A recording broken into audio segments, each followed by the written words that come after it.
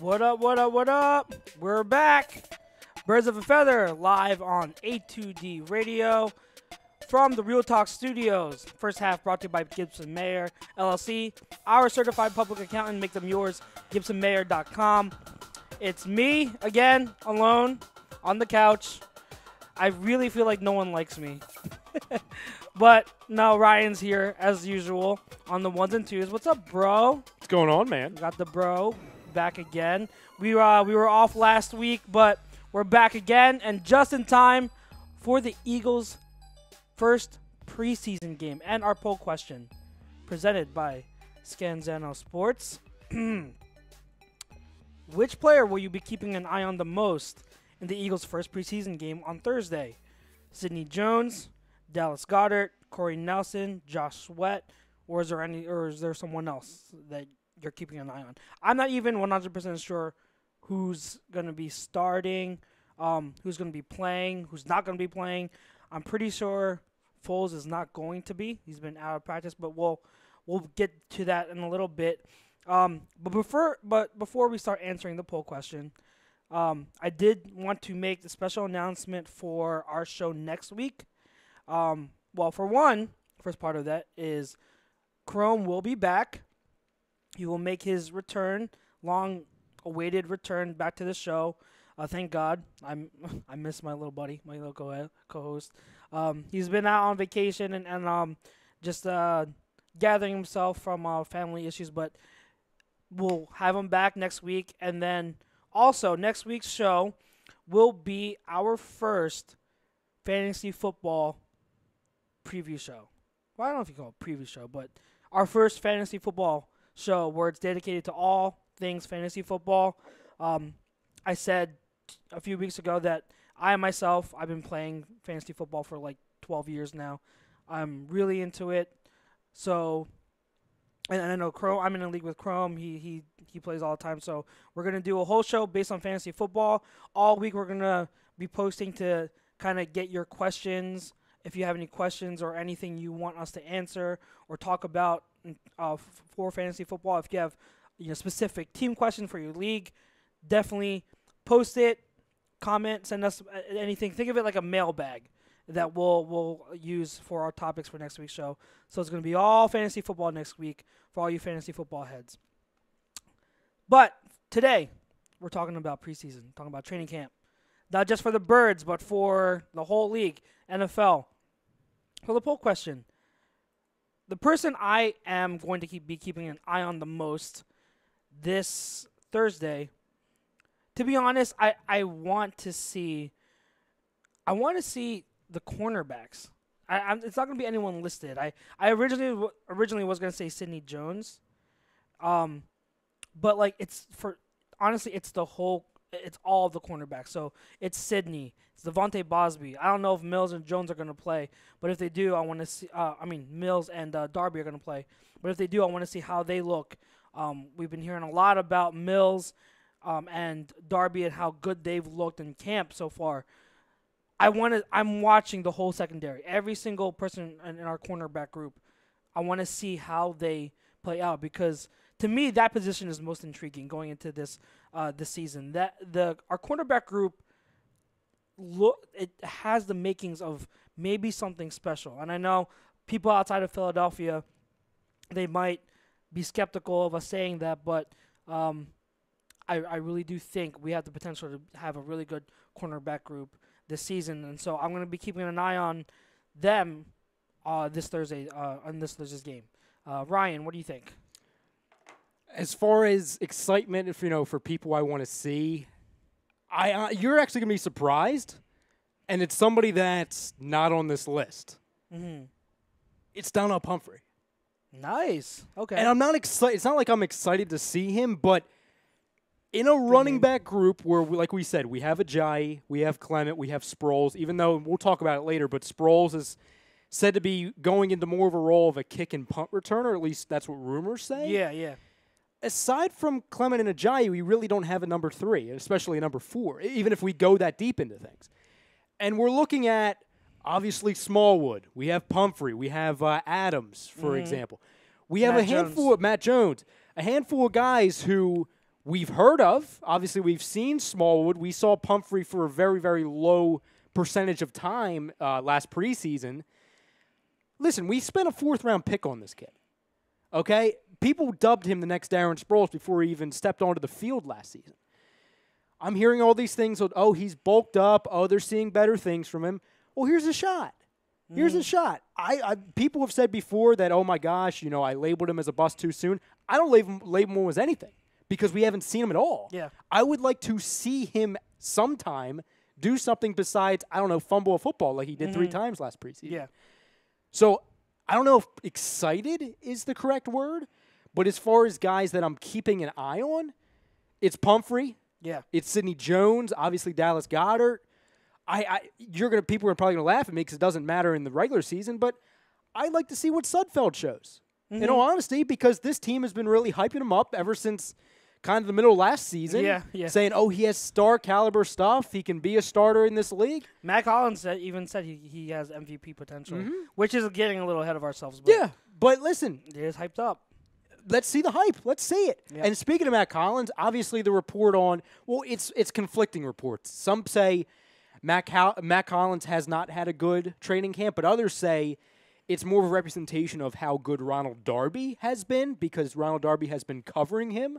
Yeah. So I would like to see what Matt Collins does in year 2. Yeah. Less pressure. There's obviously options other than him, a Mike Wallace, obviously, to name one. I would like to see how Matt Collins shows himself early in this preseason. Yeah. Because it's going to be huge for him. Yeah. To your Pumphrey point, I was going to put Pumphrey as one of the people on there, but the guys, I just couldn't put him ahead of the other guys. But he is another one because, believe it or not, he has been playing like he belongs in the pros. Like that's what no one has like everyone that I follow. That's all the beat reporters that are at camp. They all say, does he look spectacular? No. But does he look like a different player from last year? And does he look like he actually belongs in the league? Yes, he does. He's being explosive, elusive. He's catching balls left and right. So he's more comfortable with the offense and in his role that we expect him to play. So I am intrigued to see what he will do because, especially for running backs, no matter what they do during camp and during practices, the time where they can actually really show what they can do is during the preseason game.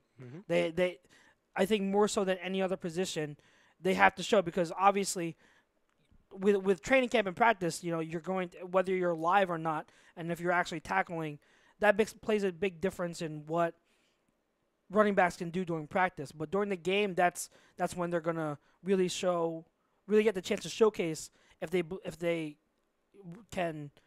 earn a spot on the team. So with Pumphrey, he can look great in camp, all he wants. He can look great, look like a different player, but it won't matter if he doesn't produce in the actual preseason games. And right now, he's probably in the lead for that 4th running back spot, but that can change quick. One preseason game can absolutely change that in a heartbeat. So I'm interested to see what he does. You make a good point about Matt Collins and everything, Sudfeld. I am interested to see how these lower guys are because it is like our starting lineup is pretty much set. We know we're deep at almost every position, almost, and hence we are we're Super Bowl champs and we improved our roster, so we have a very deep roster. So we know what our starters are, but who are the young guys, the bubble guys that are going to provide us even more depth going forward? Because those guys are going to be needed. We had all those injuries last season. We didn't think guys were going to need to step up. Guys like Joe Walker after Hicks went down. Vitae had to play a pivotal role. Like these lower level guys are going to need to step up at some point in the season. We know it because we're going to get hit with injuries. We have a question from F. Deems over on YouTube. On the YouTube, yeah. He says, what do you think about my Rookie of the Year projection being Rashad Penny? That's a question to you. Thanks for the question, but to be honest, I am on the complete opposite end, and this is why. With Rashad Penny, when I was scouting him and evaluating him during the draft process, he is someone who is a very talented runner. He has really good vision, really good speed for his size. He has the size to carry the load. In terms of just being a runner, very talented. I had like a third round grade on him, maybe second round, but a day 2 grade nonetheless. But picking him in the first round, that was probably one of the most. I think I was with you. You saw my reaction when we went live on Facebook for A2D. I was in shock because to me, that's one of the worst picks in the first round. Because with Penny, he's not good on passing downs. He hasn't shown that he can be a good receiver. He is one of the worst pass blockers out of that running back class this year. So Seattle's O-line is already banged up. They already are not banged up. They're already not good. Their starters are not that good outside of that one tackle they got from with Orlando Brown. Outside of him, their line is not good. So how are you going to create lanes for Penny to run through? You're not going to use him as a blocker in the passing game for Russell Wilson, and Seattle doesn't even use their receivers. They're running backs in the passing game anyway. They're one of in terms of the rest of the league, they're one of the teams that uses their running backs as receivers the least amount out of anyone. So he's not going to be used in the passing game. So he really is only dependent on the running game, and his success is dependent on the running game. How is he going to do on the ground? Well, with no O-line, he's not going to do very well. So I would not. He would be one of my last people I'd say for offensive rookie of the year because it's not that I don't think he's talented. It's just that I think he went to one of the worst spots he could end up on is Seattle.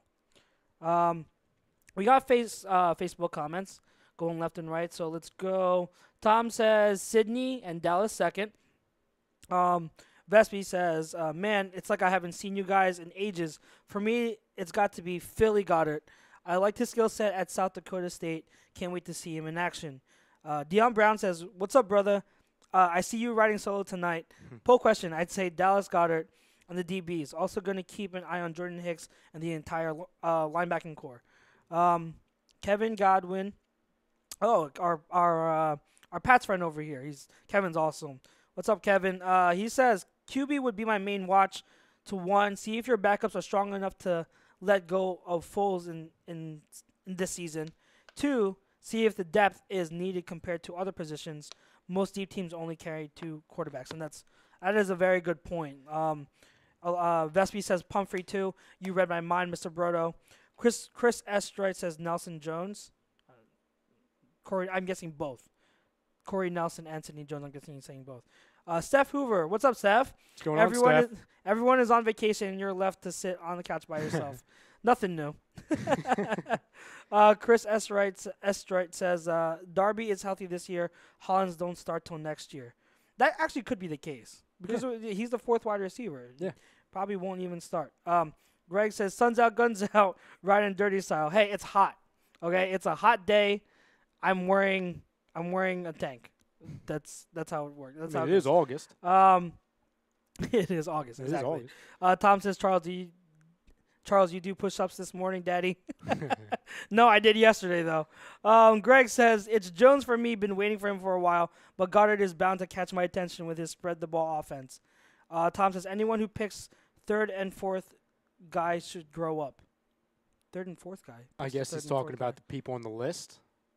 3rd and 4th? I guess so. Who's 3rd and 4th on the list? 3rd is Corey Nelson, and 4th is Josh Sweat. I get I don't know why they hate for Josh Sweat. He's actually people have said he actually looks better than Derek Barnett already. Well, And not to say that this round doesn't mean anything, but he was taken in what, the 6th, 5th, No, 6th? 4th. He was a 4th-round pick? He's a 4th-round pick. Oh, I was going to say if it was a No. 5th or 6th, people forget about We 5th had and 6th-round picks. we had Oh, that's multiple right. 4th-round picks. That's right. We took Maddox and Josh Sweat. Josh Sweat a few picks after him. I don't think it's a representation of people not caring about Josh Sweat. I just think when you have Sidney Jones, obviously, you have guys that were picked last year that you really didn't, see anything from, like a Pumphrey or Jones. Yeah. And a guy like Matt Collins where you saw him in spots, but they didn't need him. Yeah. So you have a Dallas Goedert who obviously, the two biggest names going into preseason, it's absolutely Dallas Goedert and Sidney Jones. Oh, yeah. Absolutely. Sidney Jones should be the star of our preseason. Yeah. And Dallas Goedert should be the star of our offensive. Offseason, yeah. Literally, if it's not those two, it's either because somebody else is either having a great preseason or something dramatically wrong happened to one of those two. Like an injury. Hopefully not. Or they just sucked. Or they just One of the two, which I'm not expecting. Yeah. Well, even they're rookie. Well, they're essentially rookies. Goddard is a rookie. Sidney Jones, he's not a rookie, but it's his first time. It's his first time on the field. So true. My point is that even if they struggle, I think we all have to keep in mind that it's expected.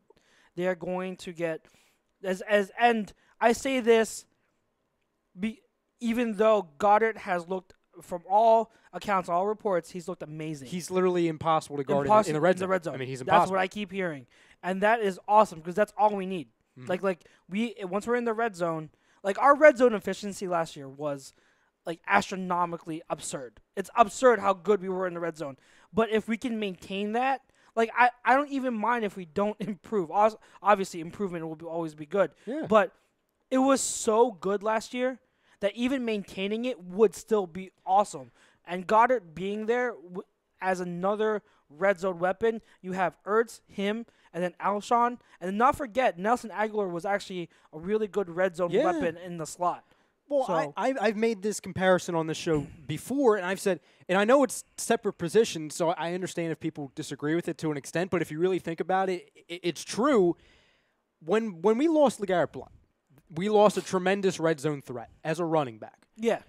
And I had made the comparison before saying, okay, we lost a red zone threat in LeGarrette Blount running back, but you gain maybe a better long-term red zone threat in Dallas Goedert. Now, I'm not saying that it was a one-for-one trade. No, we lost one via free agency and we drafted the other, two separate positions. But it gives, now that we have another option in the air, red zone, tight end, Dallas Goedert, who is being said, and I know it's his training camp, who is impossible to guard in the red zone. Yeah. Listen, man, this is what I'm talking about. There's just certain things that are just lining up. Mm-hmm. And listen, obviously this kid needs to show it in real game situations a la preseason and regular season. Yeah.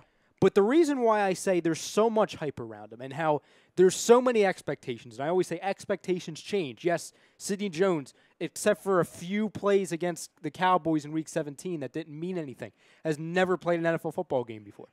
Yes, Dallas Goedert has never stepped on an NFL field in actual game situations before. But when you constantly hear that Sidney Jones within the organization, in the locker room, is being renowned as an absolute superstar in the making, coming off of a major injury to where it shows how big of a star he is already because he's really had no in-game competition yet. Yeah.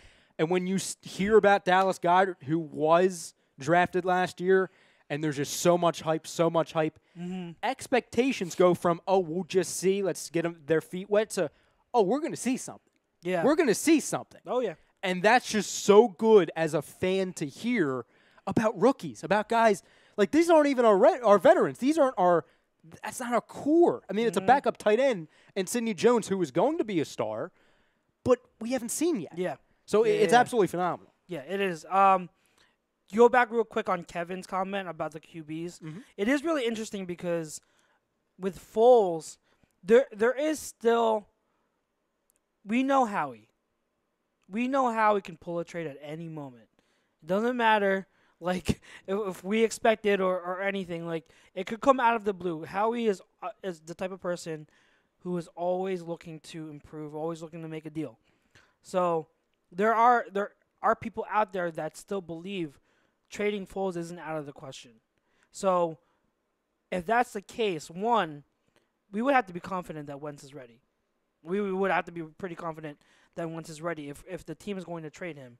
And obviously, Howie wouldn't trade him unless he himself knew that Wentz was ready. Or if Sudfeld is. I'm not my words. I'm just saying. Yeah. Or we are just saying yeah. the thinking behind it. If they're going to trade Foles, it's either Wentz is really ready or Sudfeld is capable. He has a historic preseason, Yeah, which he I'm has not really not expecting exactly. But yeah, we are not expecting it.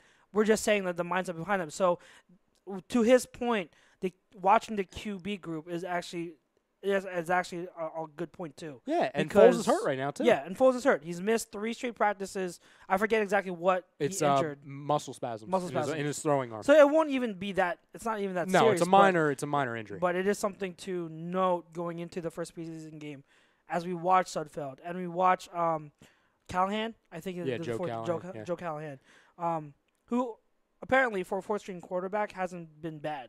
I've been hearing. So, hey, our quarterbacks. Listen, all I'm talking about with Joe Callahan, I never want to see him in the regular season. Oh, yeah, we would definitely No offense to Joe, Mr. Callahan, but I never want to see you ever play for us in a season, in a regular game ever. Yeah, ever. Like, I'm sorry, but no. Deion Brown says, I would play Pumphrey early in the game to get him reps so we can see how he fares against the Steelers starters before they start playing second and third teams. We know what Ajayi is. Sproles won't play, and Matt Jones is a vet. DG, I can't say. He can't say his first name because he doesn't want to say the D word. Is going to be a threat in the red zone along with Ertz. Yeah, I would. I would sit Ajayi first preseason game. Sit Ajayi, sit Clement, sit Sproles. Yeah, there's no reason. I would have Pumphrey, Matt Jones, and Josh Adams. If he is able to play, I would just ride them all. Well, what's the deal with Smallwood? Is he still hurt? Oh yeah, Smallwood. Sorry, yeah. I he's such an afterthought because I really I agree. Yeah, but we have 4 running backs. There's some Smallwood apologists still out there somehow. No, I don't. He's been horrible again in pass protection. There's no way he is going to beat. And Pumphrey has looked better in pass protection drills than Smallwood has. Well, you and I talked about this weeks ago, and we talked about because people were complaining again about, Pumphrey didn't get his opportunity. Smallwood hasn't gotten his opportunity. Smallwood did. Well, he has numerous times. Yeah, he's gotten his opportunity numerous times. Smallwood is the reason, his lack of capability on the field is the reason we had to go out and get Kenyon Barner. I mean, let's be real here. Yeah. Smallwood had the opportunity to be a kick and punt returner. He had the opportunity to be a 3rd, 4th option at running back. Yeah. He didn't do it. Yeah. Because A, he wasn't capable of returning kicks and punts, and 2, he couldn't stay healthy. Mm-hmm. And if we're going to be real, because I know a lot of people say, he had a great season 2 years ago. Did he? He had a very good game against the Steelers week 3. That's about it. I mean, he had flashes, I guess, one against the Detroit Lions, another against the Redskins. But in all honesty, Smallwood is in the same category as Pumphrey. Everyone wants to bring him up. Oh, my God, he should be here. Show me. Yeah. Show me. Clement, Sproles, Ajayi. 3 of your guys in that position will not play the first 2 weeks, in my opinion. Or if they do. They shouldn't. Well, I don't play Ajayi except for maybe one series week 3, if we're being honest. I completely agree. And I play Clement maybe 2 series week 2, 2 series week 3. I don't screw around. Yeah, because I don't screw around, we have to remember, too, they got some extra playing time last season. Let's just remember here. They played more than 16 games. Yeah, we were the only ones We were still playing for a little bit. We played longer than anybody else, to be a matter of fact. Yep. But listen, the opportunity is there for these guys, especially at the running back core, especially for Matt Collins. Yeah. I mean, let's be real. Mike Wallace, who I think was a steal as a signing, if Matt Collins balls out, all right. Don't need you. All right. We're not saying he's taking Alshon's spot or Nelson's spot. It's your third. You're the 3rd guy, 4th guy. Sure, that's fine. Mm-hmm. The opportunity's there. It is. That's the thing with this team. It's so deep, but we are going to need these role players to step up. I'm going to switch over to YouTube Mhm. because after answering F. Deems' penny question, he goes, I just think there is always a running back that shows up when we least suspect it. And that is the case. You have these second, third, fourth round running backs who show up. And there are a couple guys that I do like, rookie running backs that I do like. It's just that Penny is not one of them. He says, that makes sense. It's not necessarily him, but the guys he has around him won't give him the chance to show out. Exactly my point. Yeah, it's a bad situation. A talented runner that's in a bad situation. He says, Suns Out, Guns Out makes me think of Jim Florentine and how much he hates it. Ask me of anything. ASMR. ASMR, me of everything. Says Derek Barnett is going to be a beast. David Ross says, what's up, boys? What up, David? David says, I think Browns will have a good start. F-Team says, Smallwood stinked. ASMR says, that's how good this team is. We're trying to figure out how good our backups of backups. That's exactly. really their backup of backups. Yeah, exactly. That's my point. That's exactly my point. Derek Barnett. ASMR says mentions Derek Barnett. To be honest, he hasn't done much. He hasn't been horrible. He hasn't made he hasn't been negative. He hasn't been a negative on the field. But for a first round pick coming in the second season who played significant snaps and pass rushing situations, he hasn't really stood out. No one has been talking about his name. Now, that could change again during games. Maybe he plays better during the games. He's not a practice person. There are players like that. They don't practice well, but come game time, they play well. But that is just something to keep note of. That with Derek Barnett, I like the guy. Okay, I like the pick. When we picked him, I was mad, but it was more so because we skipped out on Reuben Foster and Malik Hooker and O.J. Howard.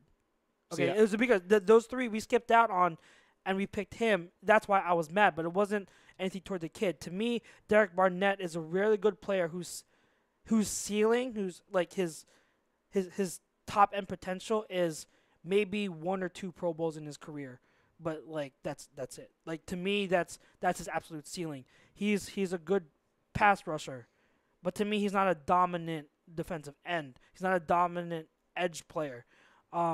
So what my point was when Tom was talking about Corey Nelson and Josh Sweat, how kind of We shouldn't really care about them as much as like a Jones. This is the thing. When I look at Josh Sweat's tape, his pass rushing skills are by far more impressive than Derek Barnett's.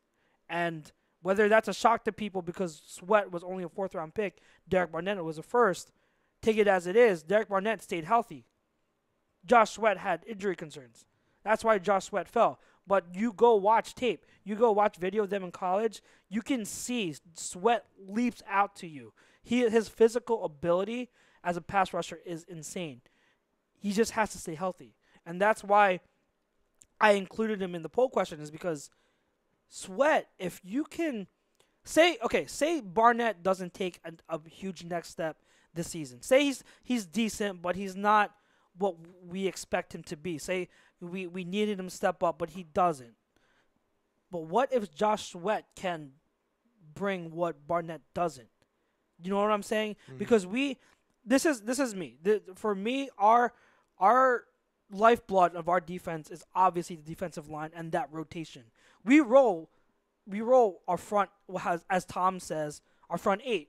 We roll 8 deep. So we have that first unit and we have the second unit. They're both very important because we rotate guys, we keep them fresh. Whereas other teams, they have their starting unit, but then late in the games they tire out. We don't. We are relentless. That's huge. Now, to me, that depth is key. Like, if we're going to get to another Super Bowl, we have to have that depth. And we need 7, 8 guys on the D-line that can constantly bring pressure. So, Barnett, I really want him to step up because he's going to need to.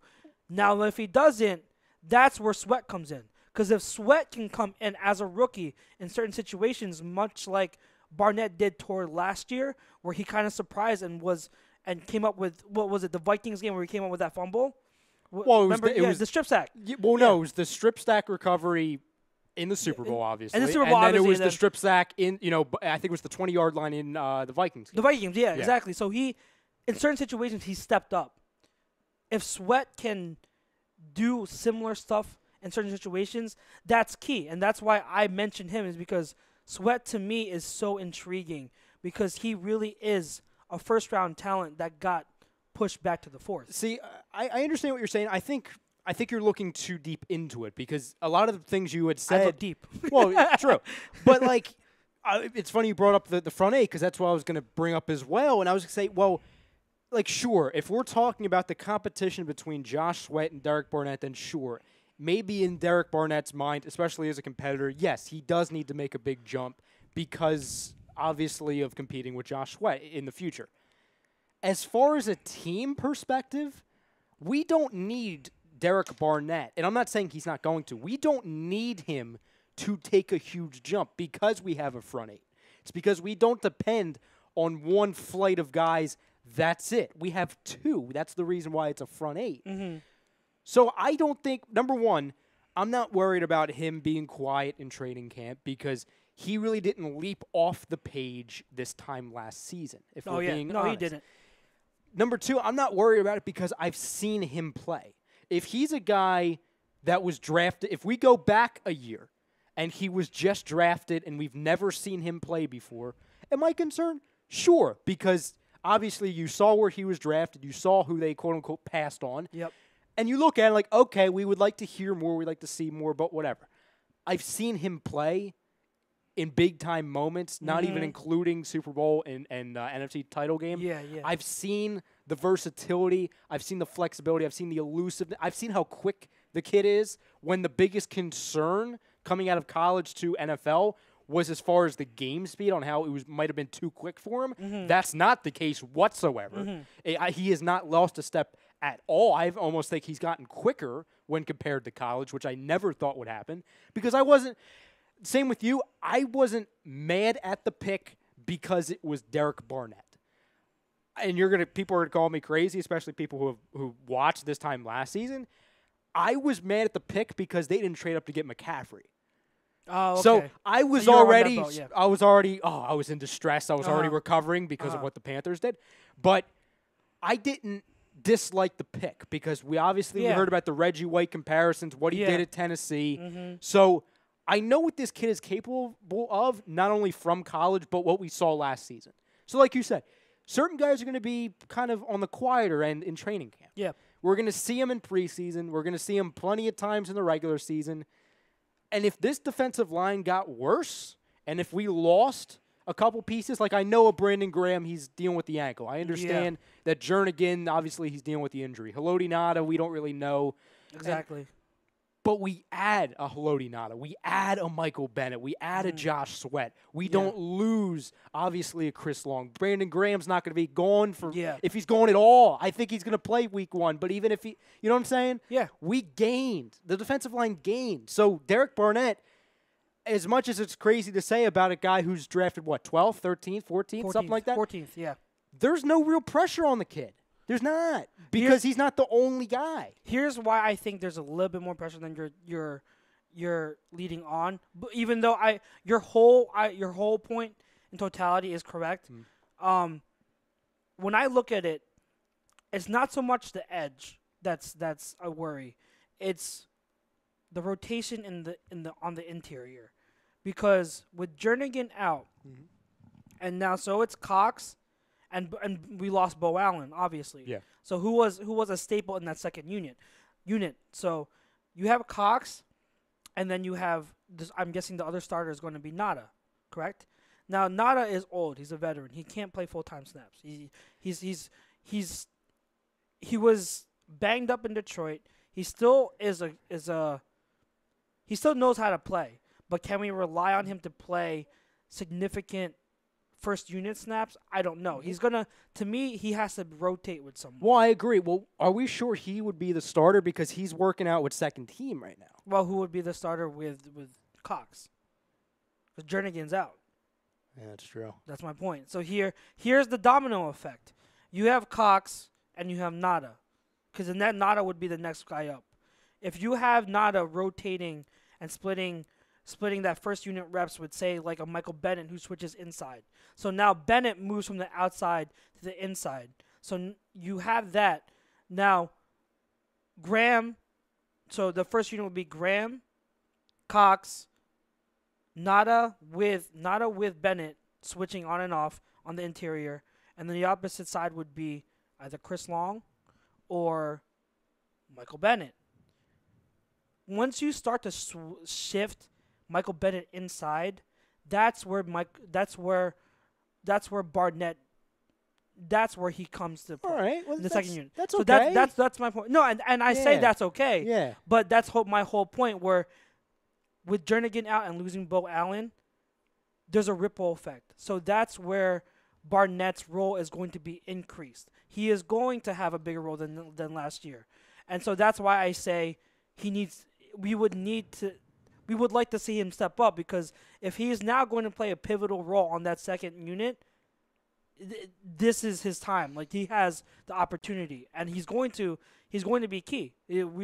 That's not an argument, because on the interior, you can't tell me we're going to rely on Elijah Qualls and Aziz Shitu. No. Yeah. No. I know you're not saying we're not, but that's what I'm saying. People aren't talking enough how thin our interior D lineman is now, because past Cox and Nada, it's Elijah Qualls and Shitu, and Elijah Qualls has potential to be solid, but can we really rely on any of that? On no. a Super Bowl champion exactly. roster, I'm not That's worried my about point. potential. So you can't even factor those two in until we see something significant. So that's my whole point, is that, I posted this a few days ago, where the depth on the interior D-line is where it's a worry that not enough people are talking about, because you can shift Bennett inside.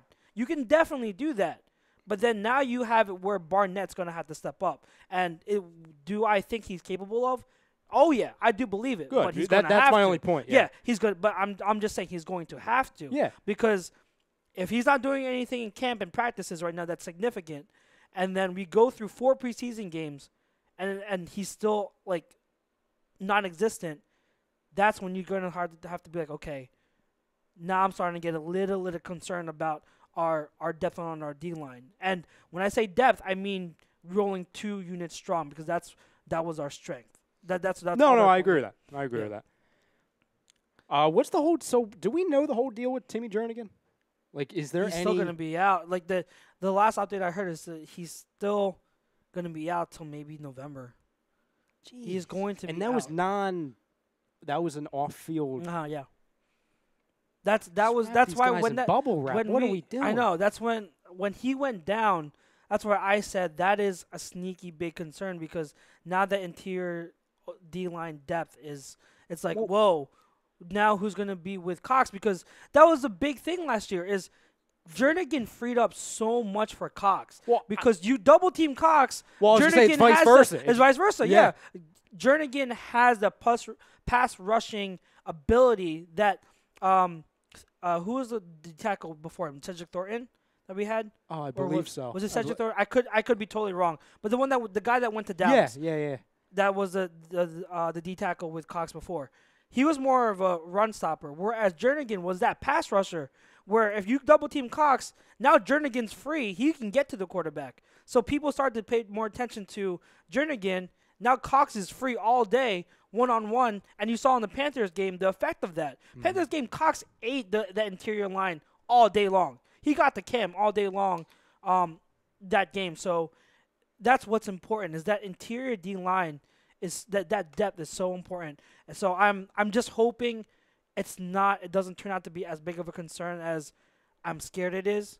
But it is something I think people need to watch more, and they're not talking about it more. Because you hardly see people talk about. They talk about linebacker depth and all that, but I'm telling you, interior D-line depth is something we need to keep our eye on. Living the dream, talking about Jernigan. He said he got hurt the Panthers game, and they said it lingered the rest of the season. Oh, did it? I didn't hear that. I mean, I didn't maybe. know that if you could be right. I did not know that. I didn't know it was lingering. I thought it was just more of a injury that kind of happened, and in the offseason he didn't tell anyone. I thought that was the case, but he could be right. He could be right. Well, F. Deems also says, I think they're talking about Jernigan. He says, didn't he have issues last year? They say his drop-off was due to a back issue. Oh, that's right. But the Panthers game was like at the beginning of the season. Week 6. So I thought the injury happened late in the season. That's when the drop-off happened, like F. Deems said. I don't know. But you guys could be right. You I'm guys not a definitely doctor. could be right. I just play one on TV. I don't even play one. Yeah, well, there you go. I don't play that. Kevin Godwin says, in this preseason over the 4 games, are you more looking of rookie, off injury, second-year guys to shine, or your vets, Ajayi, Jeffrey, Wentz to show they have not lost a step in the Super Bowl hangover? I'm more so looking at, I'd say, the second-year guys to shine more so than the rookies. Because rookies... In preseason? Yeah, preseason. Well, in my opinion, I mean, it's a good question, but I'm not looking at a veteran in preseason. Yeah. I can't because, number one, you can't guarantee you'd be playing against first-team guys. I mean, you can scatter them all over the place. Most of the time you would, but that's a small sample size. So in preseason, very early, still getting the rust off. I mean, hell, a lot of teams don't get the rust off until October. I mean, let's get real here. I mean, you can go back, and we saw it in real time during the beginning of last season. The Eagles were still rusty during that Week 1 game against the Redskins. Yeah. Clearly against Kansas City. Clearly against the Giants, even though we won. We really didn't start getting in our groove, and I know it's crazy to say because, number one, we won the freaking Super Bowl. 2, we went on a long streak of winning. It takes time to get the rust off. So it does. For me to look at a Ajayi or a Clement or a Foles and somehow if Wentz plays, which he shouldn't, or at least no more than a series if he gets cleared. The hell was that? Is that thunder? Thunder. Holy hell! Yeah. The crowd shook. You guys at home probably didn't hear. But, this wall right here. Obviously, shaking. people can't see it. Thunder. It hit. started shaking. Yeah. I thought the car was coming through. If the studio collapses, call 911. Just telling you guys. I gotta look outside. I'll be back. All right. Dion says, yeah, Smallwood, Jones, and Pumphrey should get the same reps all preseason. Agreed. He also says the opportunity is there with Holland, especially with Wallace only under a 1-year deal. Matt can still get his reps in different packages and continue to learn the ways of the NFL by watching veteran wide receivers who have been there before him. I like Hollins a lot. I believe he'll work his way into that number 2 wide receiver slot soon enough. Clay Ferguson says dominant edge players. Yannick Ngakoue got you covered. Win in the trenches. Sweat Barnett is like Fowler and Ngakoue. Mid-round pick showing more potential and skill than highly drafted player. Ngakoue, I do like Ngakoue. He's good.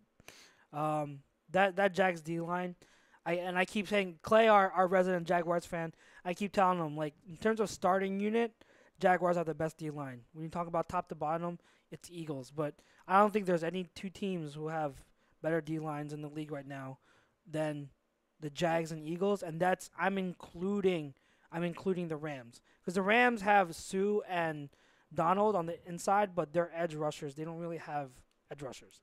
Deion Brown says, well, what was the reason Sweat dropped as far as he did in the draft? They like the kid as well, probably why we haven't seen a new deal for Brandon Graham just yet. Deion, I think I just answered that before. Sweat dropped because of his injury in high school, and there were injury concerns. That's why he went to the 4th round. People are forgetting we still have Chris Long out there as well. Let's not forget to mention him, guys. Yeah, definitely. If I forgot to mention him, that's my bad. But he is in the equation. Did I mention him? Yeah, you mentioned him. Yeah, he's in the equation, but it's more of like I want 8 deep. I really want 8 deep, and that's why I brought it up. He says all throughout this camp, I haven't even heard Derek Barnett's name mentioned not one time. Not one. I don't think we'll see Timmy J. Jernigan until around week 8 and 9. So yeah, Deion Brown confirms like no one's mentioned Barnett's name, but I wouldn't be worried about it yet. It's just something to take note of. Well, can I make this argument as well? And yes, if he was doing spectacular things, his name would be mentioned. I'm not negating that, but could it be as well the main focus is not on him? And it's not possible. A representation of him, but there's so many other storylines. It's very possible. But because I follow I follow on Twitter and I listen to podcasts of so many different beat writers. Mm-hmm. The fact that not a single one has noticed Barnett, that's more so telling something. Where you would think at least one would be like, oh yeah, Barnett looked good. He had a good rep here. No, not one of them have said anything. But could I make the argument, and I understand what you're saying, but could I make the argument as well, if a player, not just him, but if a player looked so bad, and I'm not saying he looks bad, we're just saying he's quiet. If there was something negative around him, wouldn't that be a storyline to be mentioned as well? Like, for example, here's the thing, he hasn't been bad. That's the thing. He's just not been. Nothing has stood out about him where you would expect out of a first round pick going in the second year.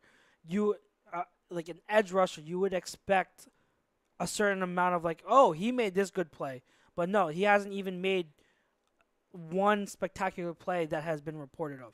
Now, it could be a case where people are just not noticing. It definitely could be. I just think for me, and listen, I'm not worried about it just because I understand what you're saying. Like, yeah, if you're picking the first round, obviously top 15 pick, yeah, there should be a storyline around you no matter what. But going into year two, especially after you win a Super Bowl, I'm worried. I'm concerned only if I hear regression. Yeah. Step back. Yeah. Bad signs. Worries. Mm-hmm. It's not the only quote unquote worries I've heard about players is 3, and it's very small. Nick Foles, because he didn't look that great when playing. 2, the injury. Mm-hmm. Sudfeld, because he was either really good or really bad. He was kind of in between. There was no in between. And Hollins, people said he didn't look good, but that was more of a representation of Darby looking really good. Mm-hmm. So those are the only 3 players where I've heard bad, worries, concerns, those type things. Mm-hmm. I don't know. Maybe I'm in a mode because, we won the Super Bowl, so we already know we have a 95% already built, set in stone roster, ready to go with great coordinators, great head coach, et cetera, great roster. Yeah. So maybe it's just that taking my perspective over. But I think also as a city, as fans, we have to recognize, like, listen, for the first time literally in franchise history, we're going into a season as a champion. Yep. So we know, like, it's not like last season where we're going in saying, okay, half the country thinks we're going to be a fourth-place team. Oh, let's just try and make the playoffs. We'll see what happens. Oh, it's a second-year head coach, building blocks, take steps. No, we had this roster last year, minus a few guys we lost, but we gained. We gave them back, yep. So I'm all right. Listen, I'm all right. I know you are. I'm all right. Yeah, to everyone listening at home or whatnot, in no way am I worried about Barnett or anything. Like I'm just talking about what's been reported, and I'm trying to discuss, like, I'm trying to see here, like, what could eventually be a storyline or a negative storyline, but hopefully that's not the case. Over on YouTube, we have FDM say, I remember we mentioned last year of how he never really stood out in training camp. He just needs more moves. Moves in his pass rush repertoire, which he did improve on as the season went on. He added more to his repertoire, which was good. ASMR says he came up big in the playoffs. Yes, Brandon Graham caused a fumble, but Barnett was huge at that play. I think he's just going to get better. F-Team says Sweat got hurt in high school and people are afraid of that. The way they put him in a 4-point stance at a lot of Florida State. Yes, that is true. That bend is nasty. Remember him swinging on the back of Dak's jersey. Yep. I was a Barnett guy. I didn't expect him to be there. I was happy and tried to calm everyone down. ASMR says, Me too, Deems. I love the pick from day one. F-Team says, I think we see Bennett inside a lot, which I was alluding to. I do think we see Bennett a lot because Jernigan's not there anymore. Let's see. Bennett can be another guy inside on the NASCAR packages. How awesome is it that Fletcher Cox calls Jake Elliott Bieber? Yeah. He calls him Bieber. Listen, as long as he continues to put kicks in the middle of the 2 posts, you can call him whatever the hell you want. He is killing it. Jake Elliott is killing it at camp. I think there were 2 situations where Coach put pressure on him, whereas if you make the practice kick, early. Practice early and no meetings, and he nailed it. So Jake Elliott, just like last year, Jake, is nailing. just picture that in your head. Just picture in the middle of games. Hey, Coach said we can end early. Yeah. Just put that in your mind, man. F Team says Cox said Vio is getting first team reps. Oh, Destiny Vio. That's another one. But I mean, I like Qualls better than Vio. But I mean, we'll see. But these are like Vio, Qualls. I mean, not to discredit them, but they fall under the category of all right. See. Yeah. Potential. Yeah. We'll see. Yeah. Exactly. We'll deal with it if we have to go to that. We haven't seen anything before to make us be like, oh, they've got potential. And because a lot of these guys, like a Mac Hollins in the wide receiver core last year, they're second, third, fourth in line. Yeah. To where we don't go to them because there's 3-4 guys Exactly. that are better, that are more established in front of them. Yeah. You covered that one. ASMR says everybody's forgetting too how we're gonna get 100% Jeffrey this year. He was hurt all last year and still had a good season. That's correct. Yeah, he was hurt all last season and he still had a good second half of the year. F Team says since teams play guys less in the scheduled preseason, no edge guys besides Ogbanya. Oh yeah, Okanwaru. I can still never say that name. For the Rams, Okanonro? Okanonro, I think that's how you pronounce it. David Rosca says Rams will win the Super Bowl. No. We shall see. We shall see. Nope. Back on the Facebook, Clay Ferguson says top 2 D line, Jags and Eagles. Donald's still holding out, and rumors about Rams not extending him. Sorry to cut you off. Go ahead. Correct me if I'm wrong, but I read today that since they did not reach an agreement with Donald, he's going to be an unrestricted free agent next year. No, restricted. Or I'm sorry, restricted. Yes, but he doesn't care. Donald doesn't care. He stated that he doesn't care if he's unrestricted or restricted free agent. He will hold out until he gets a new deal. Okay. Yeah. Not my problem. It's not my problem. Hey, and I'm on Donald's side. I think Donald should get paid. Me too. He needs to get paid. So again, as I talked with a bunch of people, I think even James Wilder was one of them. When it comes to player contracts, 99% of the time you side with the player, because in this league, hell yeah. Yes, you side with the player because players, no matter what, are vastly underpaid unless if you're Kirk Cousins. In a league with no guaranteed contracts. No guaranteed contracts. Yeah. It's all of it favors the owners. Well, so you should never. It's a travesty because the owners. People always say this is what drives me crazy is that people get on players who hold out because they want more money, but the league is making billions of dollars. The owners are keeping that money. They're the real if you're gonna get mad at someone, you get mad at the owner. Do you think someone's being selfish and greedy? It's the owners because the CBA, even though it took a while for them to agree on it from the last holdout, it still favors the owners.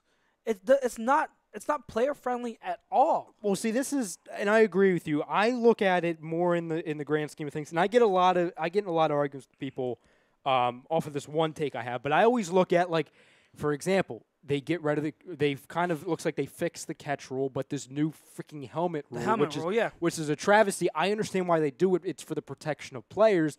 But I've always gone on the mindset of, okay, if you're playing professional football, you're in the business of getting hurt. You've already told yourself that. You went through college. You didn't complain. You're getting paid millions of dollars to get hurt, to go through a car accident. No one's forcing you to play football. You can go and be an accountant somewhere. You know what I mean? If you want to be healthy, you don't want to go through a car wreck every Sunday. All right, there's other jobs for you then. So I've never been a big fan. And listen, the health of the players are important to me as a fan. I'm not saying that they're human beings, so don't get me wrong. Yeah.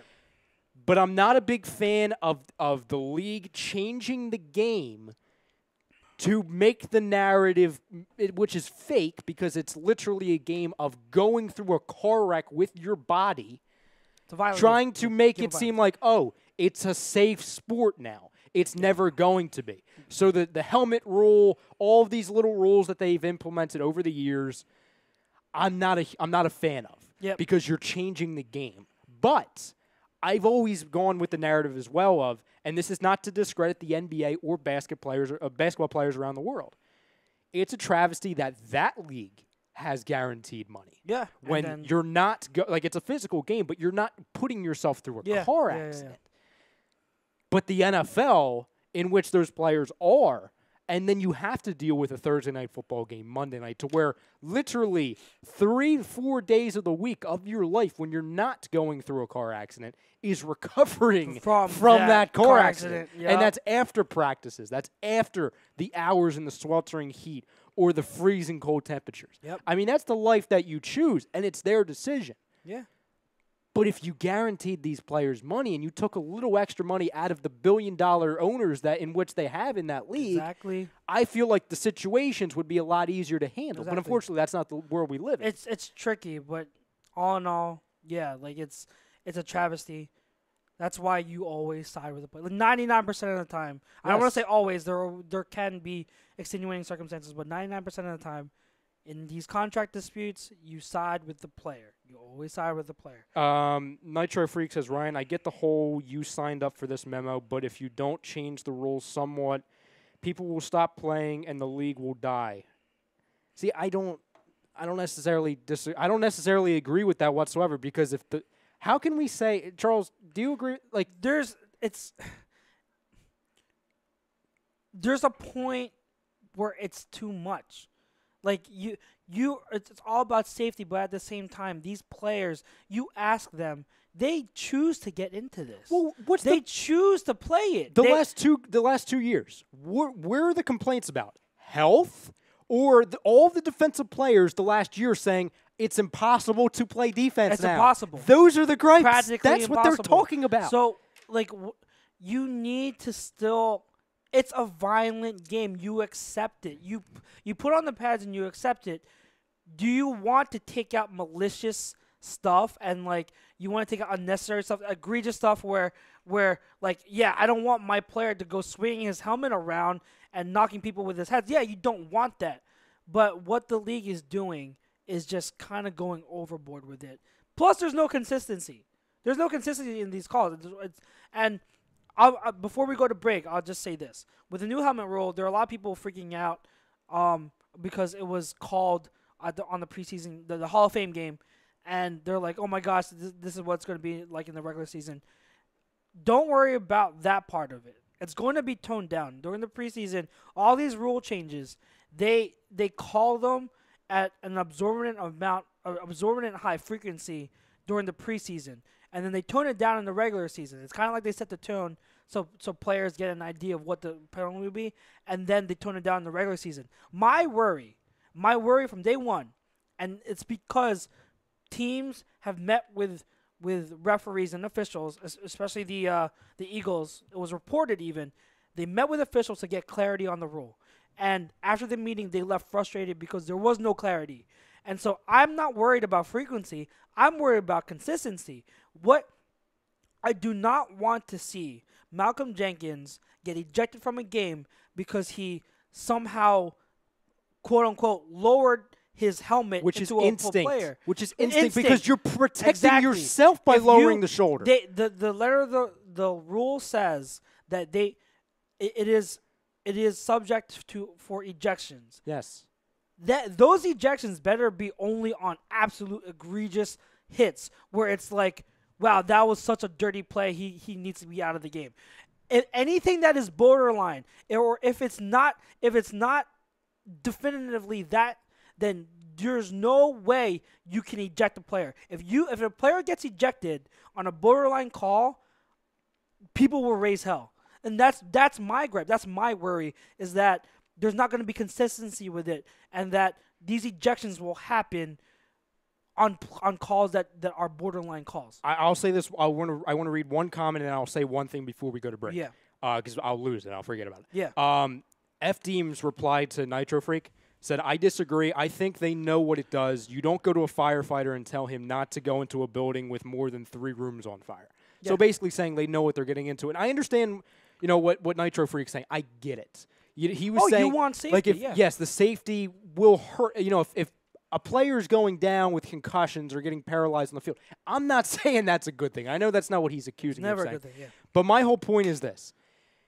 The thing that is going to hurt the game, and I know this because we talk about it after a Steelers-Patriots game, travesty with the catch. You see it constantly. It was a controversy with Corey Clement, catch/non-catch. Mm-hmm. It's going to hurt the game more if the storyline coming out of games is referee calls. Yeah, and not health yeah. of players. 100% correct. And I hate to say this, and Yeah. I don't root for this. You know when people, and I know this because if you want to just search on YouTube the most viewed things with the NFL, big hits, biggest hits, crushing injuries.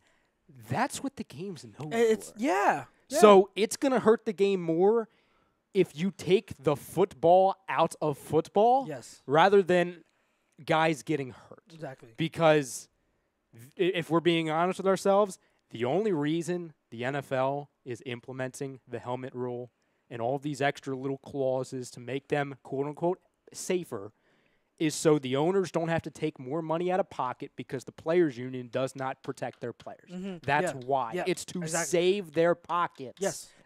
They don't care about the health. They care about their pockets because they don't want to be in a lawsuit. That's it. There's a rookie that's holding out for that reason. Good. Because of the helmet thing. Good. And he absolutely right. He has every right to.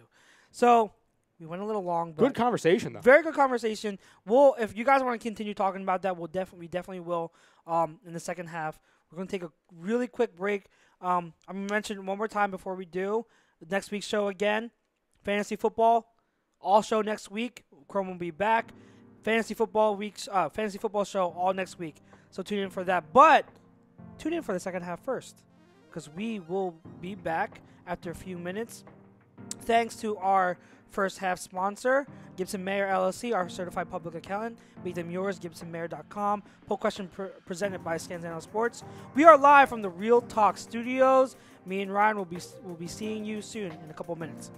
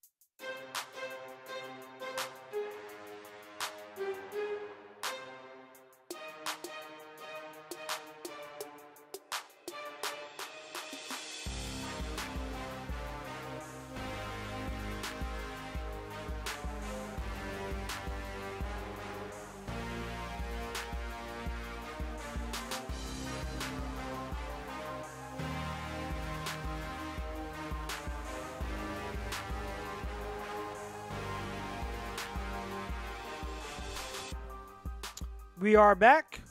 What's going on, guys? Birds of a Feather live on ATD Radio from the Real Talk Studios. Our second half brought to you by StreamSmart.com. And our poll question. Let's revisit it, shall we? Which player will you be keeping an eye on the most in the Eagles' first preseason game on Thursday? Sidney Jones, Dallas Goedert, Corey Nelson, Josh Sweat, or someone else like Donnell Pumphrey, my fellow Filipino. I like to bring that up. He is half Filipino, half black. So I do root for him, but I get enough flack here on the show from Chrome and from Paulie and you guys, so I tend not to mention it as much. But yeah, I am rooting for Pumphrey, but hey, if he doesn't win the job, he doesn't win the job. I mean, let's get things straight. I mean, I don't think Chrome, Paulie, and I are not rooting for Pumphrey. I mean, he is an Eagles guy. It's just we always go back to that one rant from. It's funny because it was like middle of the season last year where you mentioned, oh yeah, how about Pumphrey? And I'm like, where? And it was taken so out of context. Wait, he's still on the team. It was taken so out of context too, and I was like, wait, what did I say? I forget what we were talking about. It was during. We were talking about Ajayi's contract situation, like yeah, way ahead of time. Like it was in the middle of the season. Paulie had brought it up. And we were talking about what options on the team are there besides Ajayi and Clement? And you came in, you're like, well, I know a guy. What about Donnell Pumphrey? Yeah, I was saying like he's on the team. We traded up for him, so he's on the team. I mean, the clock might be ticking on that, but if we're gonna mention Smallwood, we have to mention Pumphrey. But no one mentioned Smallwood. We know better than that. No, I think Crow mentioned Smallwood. Well, shame on him. Shame on him. Well, shame on everyone. Yeah, shame on him. Again, guys, I'm going to mention again, next week's show is going to be Fantasy Football Special. We will talk about everything fantasy football, from rankings to draft strategies and all that. All week, you can give us your questions. We'll do like a little mailbag so that we can answer it on the air. If you have league-specific questions for your league, let us know. We will answer them. So keep an eye out for that next week, and plus Chrome will be back. So I'm going to mention it again over and over because next week should be fun. But did you want to continue anything from the first segment? I know. Listen, man, you're the captain of the ship. Whatever you want to do. Well, I know we were talking about we're talking a lot about contracts. We're talking about the new rule. Well, the one thing before we completely segue away from preseason. Mm-hmm. You know, we talked a lot, local, obviously, surrounding the Eagles. There's one thing that I wanted to ask the family. We put a question out on our Facebook, Instagram, and Twitter pages, which you can go vote over there after you finish answering the question over here. We threw out the question earlier. Out of the five, if we're counting all 5 first-round draft quarterbacks, this past season, or this past draft, which quarterback are you most excited, most interested to watch this preseason? Is it Josh Rosen? Is it Sam Darnold? Is it Baker Mayfield? Is it Josh Allen? Is it Lamar Jackson? So I want to ask you, Charles, I want to ask the people in the chat as well. So if you've been following the show, following me, I believe Rosen is the number 1 quarterback in this class. Mm-hmm. But if you're talking about who I want to keep an eye on the most this preseason, it's Baker Mayfield. And a big part of it is because of Hard Knocks. Like, the fact that there's a rookie QB on the Cleveland Browns who is on, and they're going to be on Hard Knocks, that just adds intrigue to it, because not only will we see how he performs in the preseason, we're going to see all the behind-the-scenes stuff that's going on. So, to me, it's Baker Mayfield. And plus, like, I like the guy. He was second behind Rosen to me on my QB rankings for this draft class. So I really like Baker Mayfield too. But I ever since he schooled Colin Cowherd on his show, I've just been rooting for him even more. Like, I was like, please do well, because you totally just put Colin Cowherd in his place. So to me, it's Baker Mayfield. See, for me, like, I understand. Like, I'm excited to see Baker Mayfield, but I already know what type of player Mayfield's going to be in this league. Barring something traumatic, I think he's going to be a good player. I don't think he's going to be a top 5. He's definitely not going to be a bust unless something, like I said, traumatic happens. Unless he's the gonna, curse of the Browns. yeah, like is something real. organizationally goes wrong Yeah. or something. I think he's going to be a good quarterback, which in the Browns' history they would take. I mean, they would take that. I think he's going to be better career-wise than like a Tyrod Taylor, but he's going to be good. You know what I mean? Yeah. I think the comparisons to Case Keenum are fair. I think the comparisons to Manziel, I think, get a little like. Trust me, if you just look at them, like you can see comparisons. Obviously, they were drafted by the same team. I get the comparisons. Yeah. But I don't think the Manziel comparison does Baker justice because we haven't seen Baker play. Now, if you want to say like, oh, they're the same playing styles, all that, okay, fine. Like Baker's not the most athletic player in the world, whatever. He doesn't have the biggest arm, that's fine. But as long as his accuracy and his mind, his game, planning continues to be good like it was in college, I think he'll be fine. Yeah. So the real interest that I have is someone who I think could easily be a train wreck in this league, and that's Josh Allen. Yeah. I know what Sam Darnold's going to be. I think he's going to be a guy he's going to be good to very good. Mm-hmm. He's going to make a lot of mistakes early. He might lead the league in fumbles. Like, he's that type of guy. I think he's going to be like a Jameis Winston for like the first 2 years. But I think he has a higher ceiling than Jameis Winston. Okay. Also, he's much smarter than Jameis Winston and more locked in as well. Yeah. The superstar of the draft, I think, and this is in a draft, in a quarterback class that I don't think there are any superstars, but the quote-unquote superstar is Josh Rosen. He's the most polished. Yeah. He's the most NFL ready. He throws the best ball. Yeah. He could end up being a poor man's Aaron Rodgers, which is a very good quarterback. Like, a poor man's Aaron Rodgers equates to very good. Yeah. Without the mobility, he can't. Yeah, really but I'm saying as far as just as a pocket pass version of an Aaron Rodgers. Yeah. Josh Allen, he could be someone who's great, or he could be like an absolute bust. Mm-hmm. Because there's nothing to really go on. I always laugh when people say, "Oh, he's like a Carson Wentz." No. Just because totally he's big, just because he's big, and the Browns once looked at him, doesn't mean he's Carson Wentz. Exactly, totally different skill sets. Yep. He's definitely definitely the biggest question mark out of this quarterback class. So I'm most interested to see what he is because I have no idea what he's going to be. Yeah, Lamar Jackson, he's on the top of a lot of people's list as far as he's going to bust. He's definitely second on my list, but we've also seen him a little bit.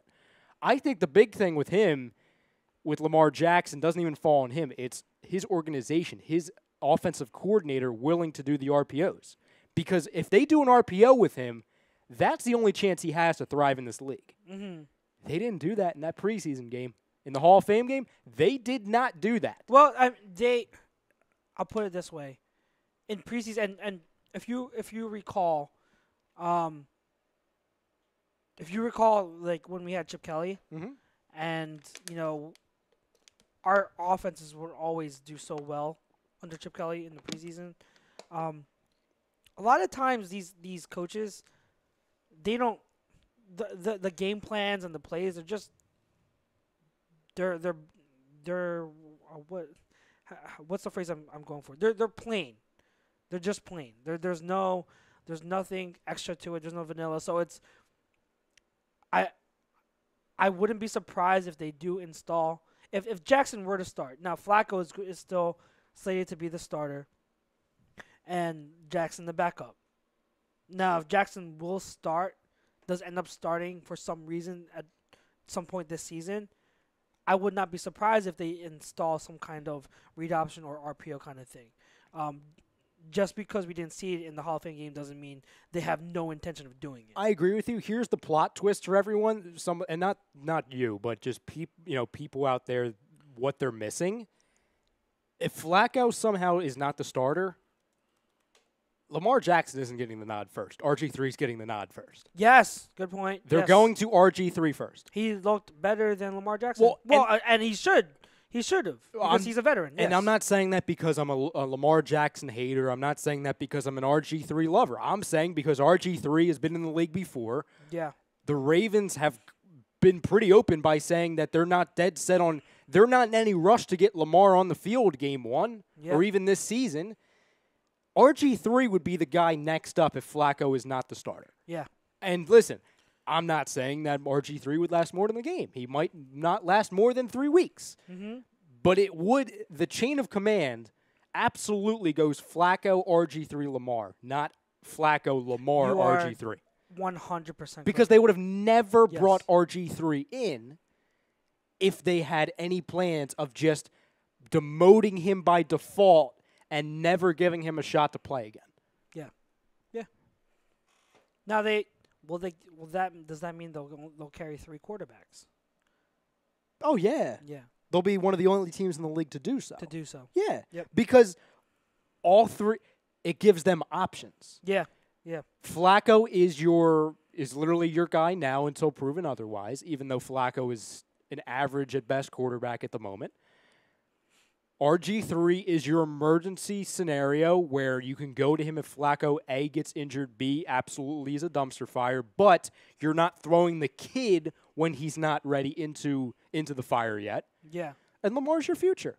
You don't have to – Lamar, coming into the draft, we never saw Lamar, at least in my opinion, and same for you, we never saw him as a guy who needed to play week 1. We saw him more as a long-term project. Mm-hmm. Even some of the guys who liked Lamar said that. Like, hey – listen, he might do well as like a Patrick Mahomes who redshirts for a year. Yeah. There's nothing wrong with that. Just because we have Carson Wentz who starts week 1 and we have all these guys like a Prescott who starts week 1, it doesn't mean you have to. I completely agree.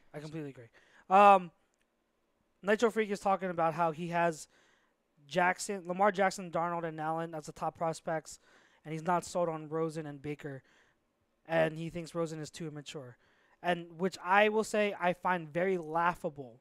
And that's the fact that people, when I hear a fan say Rosen is too immature, you know what I automatically know about that person is that they are watching too much TV and they're listening to too much ESPN. If you really, really look into it, Rosen is not immature.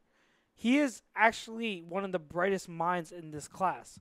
He's very smart, and he wants to be challenged intellectually. Like like his coach, even though he had a really dumb quote, I forget which coach it was. But his coach at UCLA, forget his name.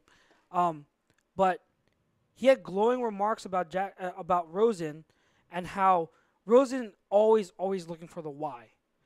He's always looking for why does this happen, and that speaks to quarterback smarts and quarterback intelligence. An average quarterback is not going to just sit there and be like, okay, coach, this is the read you told me, I'm going to do it. So, like, you have your really smart and highly intelligent quarterbacks like Tom Brady, like Peyton Manning, who's probably the most cerebral quarterback ever. Jim Moore. Jim Moore, thank you. They want to know all the nuances of everything. They want to know everything that – the reason why this play call is here and reason why this, all the little details. Rosen, we know that he gets hurt. He's injury prone. That is a knock on him. And he's not the most mobile quarterback. That's another knock on him. But to say he's immature, that's just media talking. That's short-sighted opinion on Rosen, because to me, that's farthest from the truth. To me, he's a very, very bright young kid who knows how to lead, and he knows how to command a quarterback room, and he knows how to play the game of football. He knows how to be a quarterback. See, I don't even know if that's media talking, because I just think Kyle's using the wrong word. It's not immature at all. If you want to say controversial, that's one thing. The reason why he didn't get along with people in college and certain media members, it's because he saw himself as a class above them, to where he was intellectually more powerful than they were. Mm-hmm. He was a step ahead of everybody. Uh-huh. He was the loudest voice in the room. He showed leadership when he was just a kid, and then that's which rubbed people the wrong way. Where people thought he was cocky, which I don't think. I don't get that. Whenever I've heard Rosen talk in interviews and everything, I don't get the cockiness thing. He doesn't rub me like someone like Cam Newton is cocky. No, if you want to call him snobby, sure. Yeah, sure. But I wouldn't say he's cocky. Like, that's something where, to me, I just feel like you know when someone's cocky. But with Rosen, Mhm. he's just highly intelligent. That's the thing. He's a cerebral quarterback. He knows from day one, from a very young age, and I don't know if this is his parents teaching him this. I don't know if it's his coach. I don't know if it's just him. He knows deep down that he is destined for greatness. He knows this. Yeah. It's the way he talks. It's the way he carries himself. It's the way he conducts interviews. He knows when he goes into the room, whether it's true or not, he knows he's the smartest. He knows he's the most talented. And as a future leader of my organization, my football team, hell, I like that. I'm not, listen, the caution fan in me would maybe rather have a Marcus Mariota, who is one of the most passive quarterbacks in the league, is not verbal at all, doesn't really talk, very, very quiet. Sure, that has its pros and cons. Yeah. It also can be said about what culture you're heading into. Yeah. If Josh Rosen is heading into a Dallas Cowboys or a Seattle Seahawks or the New York Giants or a Los Angeles Rams where there's a lot of loud voices in the rooms, it all depends on what organization, what culture you're going into. Yeah. He's going into the Arizona Cardinals, Yeah. which, not to discredit them, but there's no vast history. You know what I'm saying? Yeah. There's no controversial figures. Yeah. He's going into an organization which, by the way, he's local there. He's not. Yeah. He's from California, so it's not like it's not a Yeah, it's culture not shock. like- yeah. It's not like he's a California kid and he's got to go to New York or he has to come to Philadelphia or Seattle. Or Buffalo. And he gets to team up with guys like David Johnson and Larry Fitzgerald. Yeah. So, listen, I get the criticisms of the kid. I think he poked his head into a lot of situations that he shouldn't have, especially before the draft. I mean, the kid's not perfect, but I just wouldn't call him immature. I just wouldn't go to that length because if we want to talk about immature, I look at Baker Mayfield as more immature, and I like Baker Mayfield. Yeah. I mean, Baker Mayfield has been arrested. He's been arrested. And he did the crotch grab Yeah. thing. Yeah. Yeah, So yeah, yeah. if you want to talk about, if you're going to label someone immature, it would be Baker. But to me, I don't think it's an issue with Baker. And there was another thing people were talking about with Rosen, how they questioned his desire to play football. Well, No. He was a tennis star, and he chose to give up tennis for football. So to question his desire to play football when he gave up a tennis career, that's the total opposite of having a questionable desire to play football. That's showing that you gave that up, you sacrificed, you want to play football. Ladies and gentlemen, if I will just give you the option, I'm literally going to give you the golden ticket, and you can run with it. If people out there in the chat, people listening anywhere, want to find reasons not to, A, like Josh Rosen as an NFL player, B, have concerns about Josh Rosen heading into year one, don't point to immaturity, don't point to desire to play, point to the fact that he's an injury-prone quarterback in college heading into one of the worst, and I mean the worst, offensive lines in the league, which, by the way, yesterday they lost their center. Yeah, they appreciably. So if we want to talk about reasons to not be a fan of Josh Rosen and his peak of his career, especially this season, point to what he has around him. Yep. Because then I agree with you. Yeah. No. Because with that offensive line, he might not survive more than 3 years. Especially because he's not mobile. Yep. And he's been hurt 4 times. Yep. So that's the rookie QB talk. F Deem says, how about PFF saying Wentz needs to be schemed for it to be good? It's PFF is I have such a distinguished relationship, and when I say distinguished, I mean like this is how I look at PFF, and nothing more, nothing less. PFF, when it comes to them providing in-depth, next-level stats, like numbers, actual numbers, is one of the best. One of the best out there. The numbers they provide are great. And that's why I follow them on Twitter and stuff, because I like seeing those numbers, and be like, oh, those are good stats. Those are good. Like, that's awesome. They're good with the graphs. They're good with the graphs. When you go to grading, I really, really, really would like to see exactly how they formulate how they come up with their formulas to get their player grades. because their player grades are so out of whack. It's not even funny. One of their grades, one that they put out was that they graded Alex Collins as the best runner in the league last season in terms of running. Now, I am an Alex Collins supporter. I am high on Alex Collins. I think Alex Collins is underrated and was in a bad situation in Baltimore last year, and he's better than people give him credit for. He doesn't get the notoriety. To me, he's a top 20 running back, and I'm actually writing up my next article for this week I'm ranking the top 20 running backs in the league going into the season, and Alex Collins makes the cut. He's a top 20 running back. But to say he was the best runner in the league last season, that shows me that your grading scale and your formula is out of whack to some reason. So whenever I hear someone mention PFF saying this or that, I go, all right, are they mentioning stats? Yes, then yeah, you can trust PFF. They have good stats. They have good numbers. But then if they're not mentioning stats, if they're mentioning grades and player evaluations, sorry, I don't pay any mind to that. F-teams, I'll give you the short answer. Pro Football Focus is the perfect example of how numbers aren't everything. Yes. That's I mean, they are an organization, they're a website, they're a company, whatever you want to call them, that bases their opinion solely not off of gut feeling, not off of watching games, of graphs, math, points, stats, numbers, etc. Yeah, not that's anything all, else. Yeah.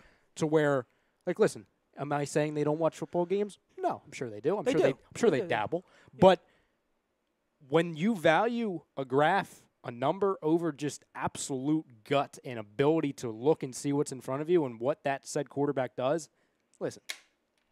Yeah, numbers aren't everything. They aren't everything. There has to be a mix of both. You need numbers, you need analytics, but you also need to just look and watch the game and know what you're looking at. You gotta know how to evaluate talent. One out of 1,000. This is a new name. 1 out of 1,000 people. #world is always filled. I see. Yeah, that's a very long username. That is let's just say 1 out of 1,000. Yeah, I like that. He says, I'm a Giants fan, but is Foles playing Thursday? Because I heard he isn't. No, he's not playing. No, he won't play more than like 3 series all. No, I don't even think he will play because he's been out all practice. I don't think he's going to. At all in the preseason? Oh, you're talking about a whole preseason? Yeah. Oh, I thought you were talking about Thursday. Well, no. He mentioned Thursday. I'm saying I don't expect to see him until week 3. Okay. Yeah, no, I would say until week 3, yeah. Because he didn't play at all last preseason, and look what happened. He didn't, yeah. Not enough people were mentioning that. Do you remember how it was questionable if he would be like our backup he because was of the team injury? mascot, Charles. Yeah. Remember Denver game? Yes, first time? yeah, we're like, oh, let's go back to 2013. And then the first play, he throws the interception. We're like, oh, yeah, we never want to see him again. And then we saw him again, didn't we? Yeah. But, so let's talk about Saturday.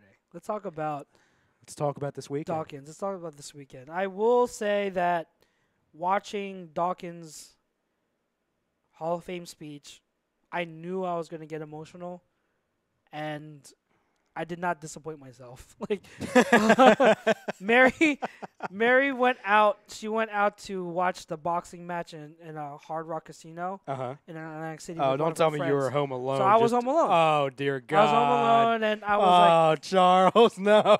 I was watching. I'm getting ready for him to come on, and so I'm like, I was originally sitting in my bed, and I was like, I don't know, I have to sit next to the TV for this. I need to get closer. So I sat on my chair, and as I'm waiting for Dawkins, I'm like, I'm not ready for this. And like, you see him come out onto the stage doing his like crawl, and it's just like, oh my gosh, flashbacks to all the memories with Dawkins, and then his speech. And I'm sure it's not only Philly fans that agree. His speech was the best speech of the night. I have to say. I mean, the Eagles fan in me says yes. Urlacher's was great, though. See, the thing is, Urlacher's was good, but it's not. To me, it wasn't as memorable as. No, I mean, it wasn't as like. I mean, not motivational is not the right word because Urlacher's was, but it wasn't like. I mean, Urlacher's not the fiery type of guy that Dawkins is. So I understand why. Like, listen, it's definitely going to be more memorable. You know what I mean? Yeah. But I don't know. I don't know if it was because, like, number one, the Eagles fan in me says absolutely Dawkins was the best. But I don't know if it's because I knew, like, the Dawkins story. I knew the type of guy he was, the type of player he was, to where I was, like, expecting it. I didn't really know what to expect with, like, the Randy Moss and Urlacher. The Randy Moss was great, by the way. I thought it was dry.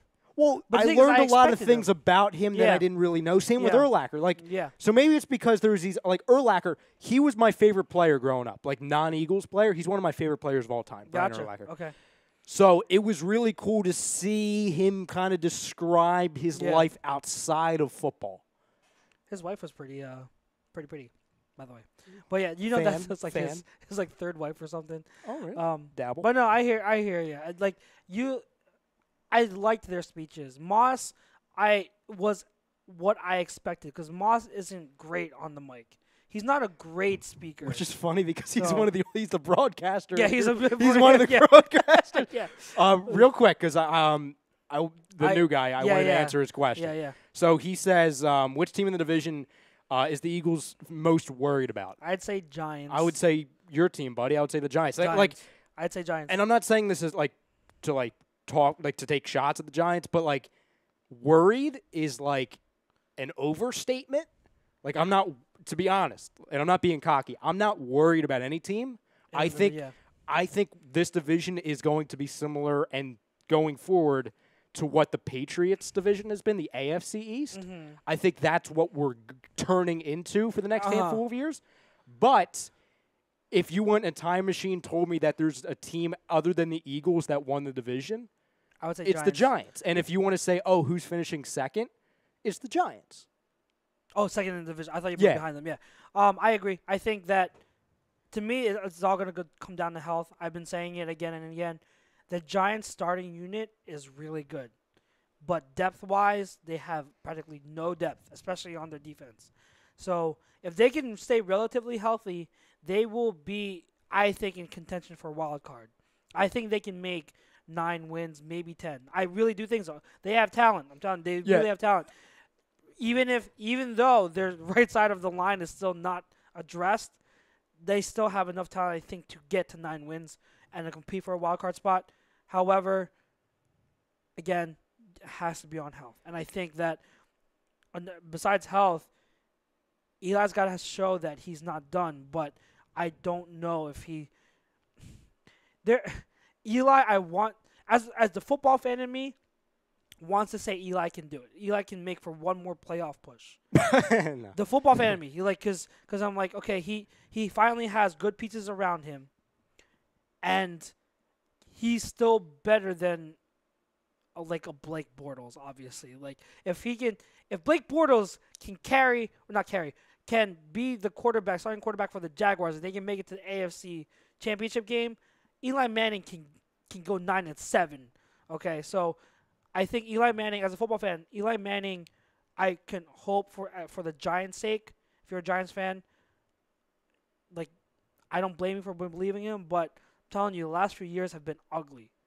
He is struggling, and like when I say struggling, like he's not physically where he was before when he was in his prime, and that's stating the obvious. But like Eli Manning, I have serious doubts if he can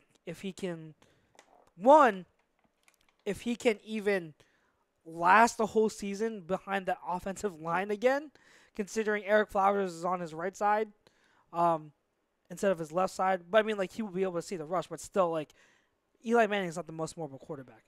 That O-line, the right side of the O-line is still a worry. So can he survive? And two, skills-wise, I just don't – it's hard to see Eli Manning leading the Giants, no matter how good they are, leading the Giants to another playoff win. Well, here's the problem. Like, you had said 9-7, 10-6, possible playoff team. F-Deems says 9-7, playoff team.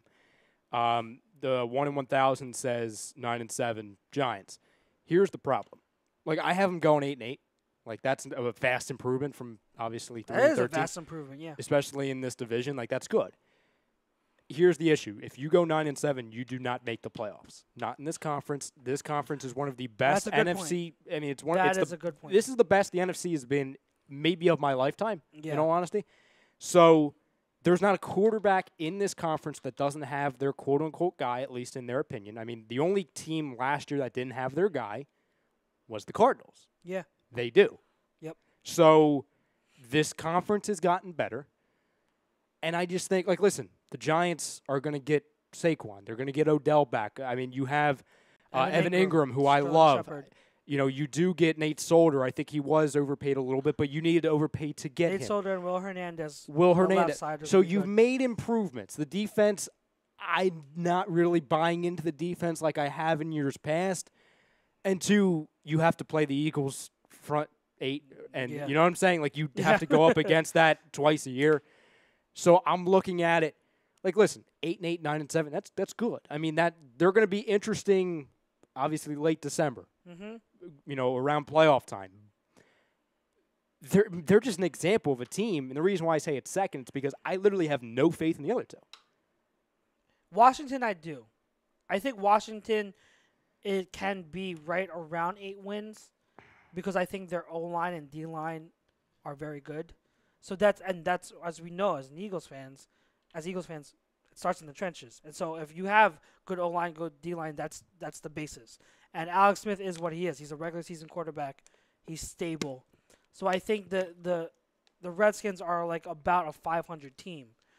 The Cowboys are where I'm like, I don't see it. I don't see what some people are seeing in the Cowboys where I can be like, oh, they can compete. The Cowboys No, are not going 500. I don't see them going 500. They are going to be a 4-place I team. really don't. And trust me, as a football fan, Zeke is an elite running back. Dak, as much as he struggled last year, he is an average quarterback. He's solid, but and their O-line is still their O-line. But Sean Lee is already hurt. Was already hurt. They have no pass rushers. No cornerbacks. Well, who's the one pass rusher they had another pass rusher who's suspended again? Christ. Gregory? Is it Randy Gregory? Oh, it's No, Randy, something. Irving. For Irving. Yeah, sorry, I said Randy Gregory. Well, I mean, add him to the list. But like, what receivers? It's funny because I heard a quote of Cole Beasley. Nice. He literally just said, "Oh, the Cowboys wide receiver core is going to surprise everyone." Well, Really, here's Cole the- Beasley. Here's Really? the thing. Who's the little trinket that they got from the Rams? Tavon Austin. That's their highlight. I always hear, "Tavon Austin. Oh, here's a play." You It's see- like, really, little you see the Tavon one- Austin again. You're gonna run The with one- Tavon Austin? What cracks me up is the one Dallas beat reporter was like, Dallas is going to do with Tavon Austin what the Chiefs do with Tyreek Hill. He will be their Tyreek Hill where he can stretch, he can take the top off of defense. Well, here's the problem. Tyreek Hill is Since so when- far superior to freaking Tavon Since Austin. when has Tavon Austin stretched the defense? Oh, Kyle, hold on. Like, no. Let me finish my thought before we get to Kyle. Yeah. Tavon Austin was on a Rams team with Kyle McVay. If Kyle McVay cannot make Tavon Austin into a legit offensive weapon, what makes anyone think that Jason Garrett will be able to make Tavon Austin into a legit offensive weapon? I'm sorry, but Tavon Austin, he's not even that good of a runner. He's not. He's fast. Yes, he's athletically gifted, but having elite athletic gifts it doesn't necessarily mean you have what it takes to be a runner in this league. You need vision, and he's not a refined wide receiver. So what you have is an athletic and fast player who needs to be in space. But Jason Garrett, last time I checked, Jason Garrett is not an offensive genius. So Listen. I'm sorry, Tavon Austin. All this hype coming from Cowboys camp about Tavon Austin, I'm not buying it one bit. If I looked up the phrase identity crisis in the dictionary, I would see a picture of Tavon Austin. You understand me? Like that, he is literally the embodiment of an identity crisis in the NFL. Oh, he can do this. He can do that. He can do this. He can't do that. It's like the whole thing of, he can do 6 things, but he can't do one really well. Yeah. He can do this. He has the option, but none of them he does well. You haven't been able to find a niche opportunity for this guy in years. You know why? It's because I made the mistake of thinking we wanted him last season. I was in that mindset. I tried to convince myself of, the Eagles could really use this guy. But then I freaking woke up. Yeah. Oh, Jesus That's what I'm Christ. saying. Whatever. You put on the tape, he doesn't translate his athletic abilities to football production. He just doesn't. He doesn't. He's not a good football player. Yep. 1 in 1,000 just got it. I mean, his question, I love that he asked that because it was so out of, we didn't have that on the lineup. Yeah. It caused such a ruckus in the I chat. can say it's going crazy. The thing I was screaming about, they're like giving their like early predictions or whatever. Kyle said the Cowboys are going to go 10-6, 9-7. No, flip it. Flip the 7 and flip the 6. I don't see it. I really don't see it because, okay, you want to be a ball control offense again. That's how they've been able to win all those the two seasons they went with DeMarco and with Zeke, where they made the playoffs. They were a ball control offense. Great, wonderful. They used the running game and then when play action, all that. Great.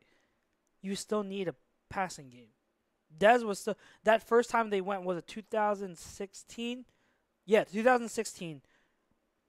Dez was still one of the best receivers in the league, and he made numerous clutch catches for the Cowboys. You still need a receiving threat. He literally has no one to throw to. What receiving threat do they have? He has no one to throw. He has no one to throw.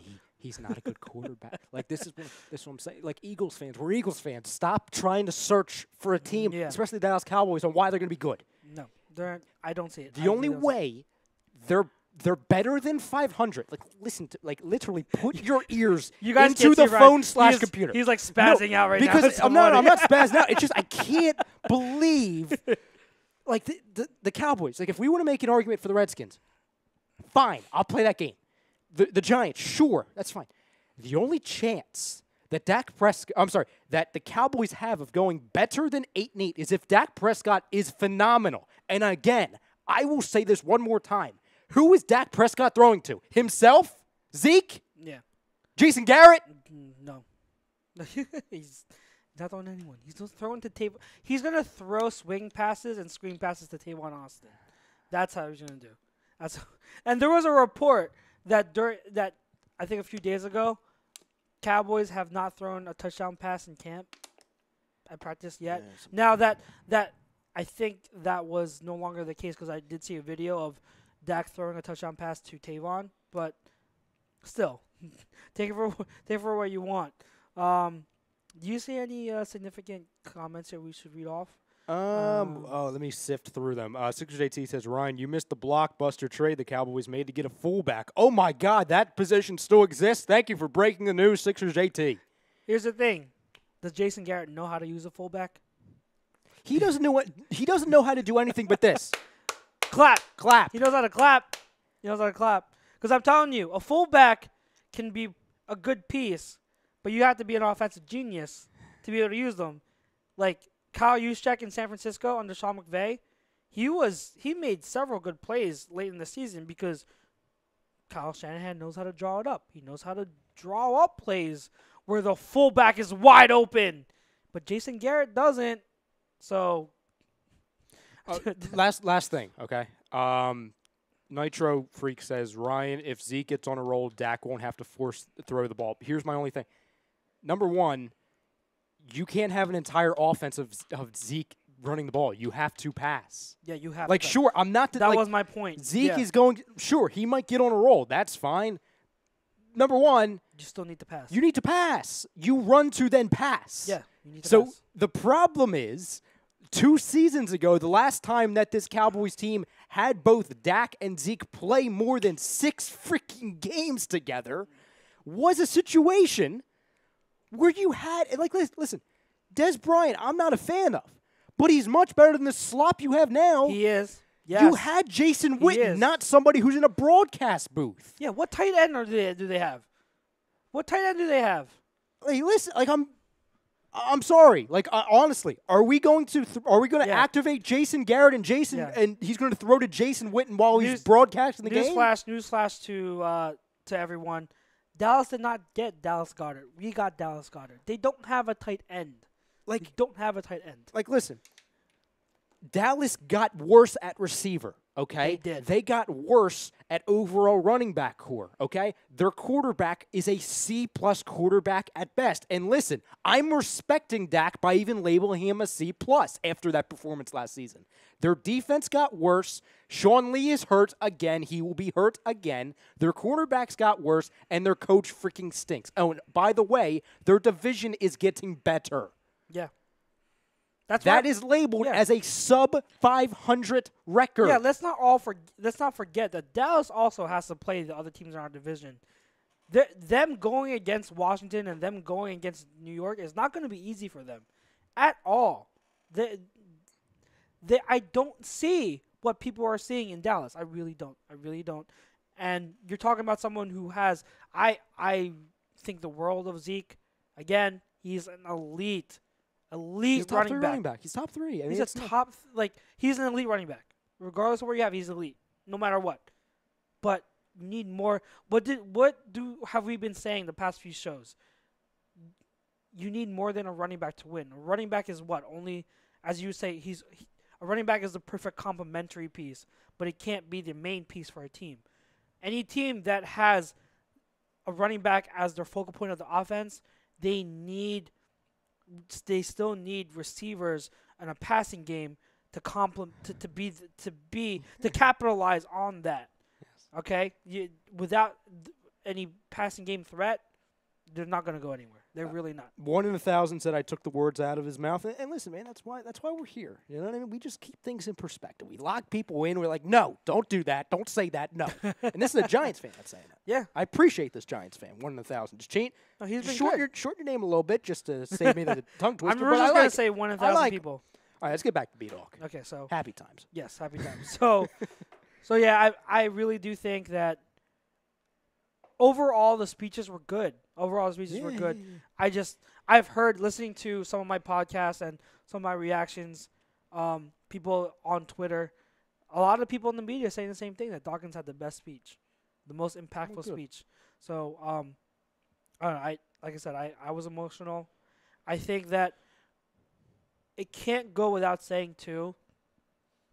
Now, remember, none of us knew this about him until last week.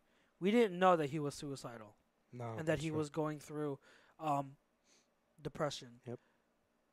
And if we didn't know till last week, a lot of the people that were at the Hall of Fame ceremony, including media people, because I listened to them right after the ceremony on NFL Network and listening to some of their reactions, they didn't know either. Not a lot of people knew about what he was going through. Teammates as well. Yeah, teammates as well. The fact that he talked about that and then provided hope to people who are also going through something like that, and he told them, listen, there is a light at the end of the tunnel. I think that was a very, very, very impactful part of his speech. Mm-hmm. I think that helped make his speech that incredible. And you can be a Giants fan, a Cowboys fan, Redskins fan. You can hate the Eagles all you want, but if you are a football fan, a real football fan, you appreciated what Dawkins said. Yeah, I had a buddy of mine, Mike, who's a Dallas Cowboys fan, and he had texted me right afterwards, and he said, "I freaking hated playing against Dawkins, because he's my age, and he was like, when we were younger and we had to constantly play against Dawkins, I absolutely hated it, but that speech was absolutely incredible." He's like, "I'm watching it on replay right now." Yeah. So it shows, like, to your point, like, it didn't only land, hard for us as Eagles fans, someone who grew up, watching them, obviously. I mean, I put out the poll right before the speech in the Real Talk group, and I said, do you guys consider him the most beloved, Eagles player, most beloved Philly athlete? And it was mixed, but a lot of people were saying, like, he's definitely up there. If he's not 1, he's definitely 2. Yeah.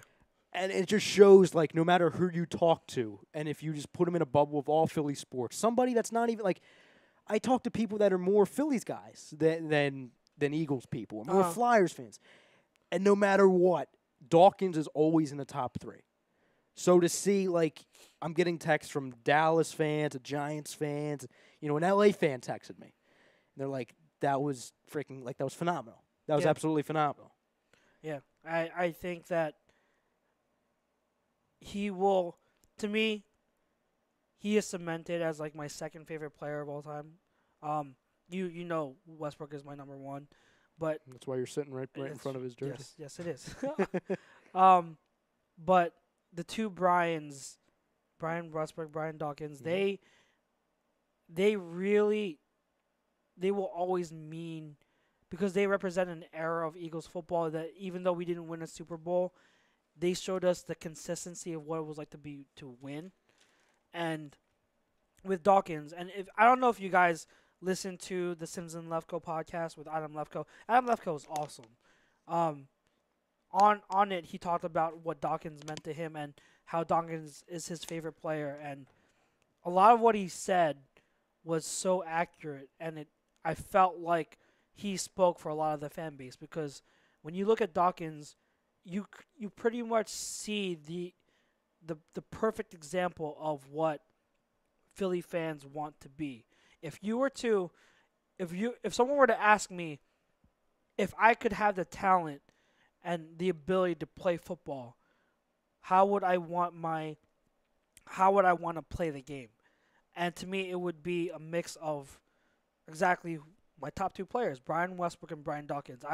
I would be obviously a running back. I wish I could be a running back, versatile, class act, but I would play with the intensity and leadership of Brian Dawkins, because like you've seen videos of me when I'm watching games, I am intense. Well, I am absolutely intense. The thing you put out this morning. Yeah, exactly. By the way, I know it's not. You said it wasn't like technically yours. Yeah, or something. yeah. It's one of the greatest things I've ever read. Yeah. Like I almost want to read it for people. Yeah, we'll read it in a second. Yeah, we'll read it. Yeah. But that intensity, whenever I watched Brian Dawkins, I would say that would be me. If I could be a football player, that would be how I acted, because I'm an intense person.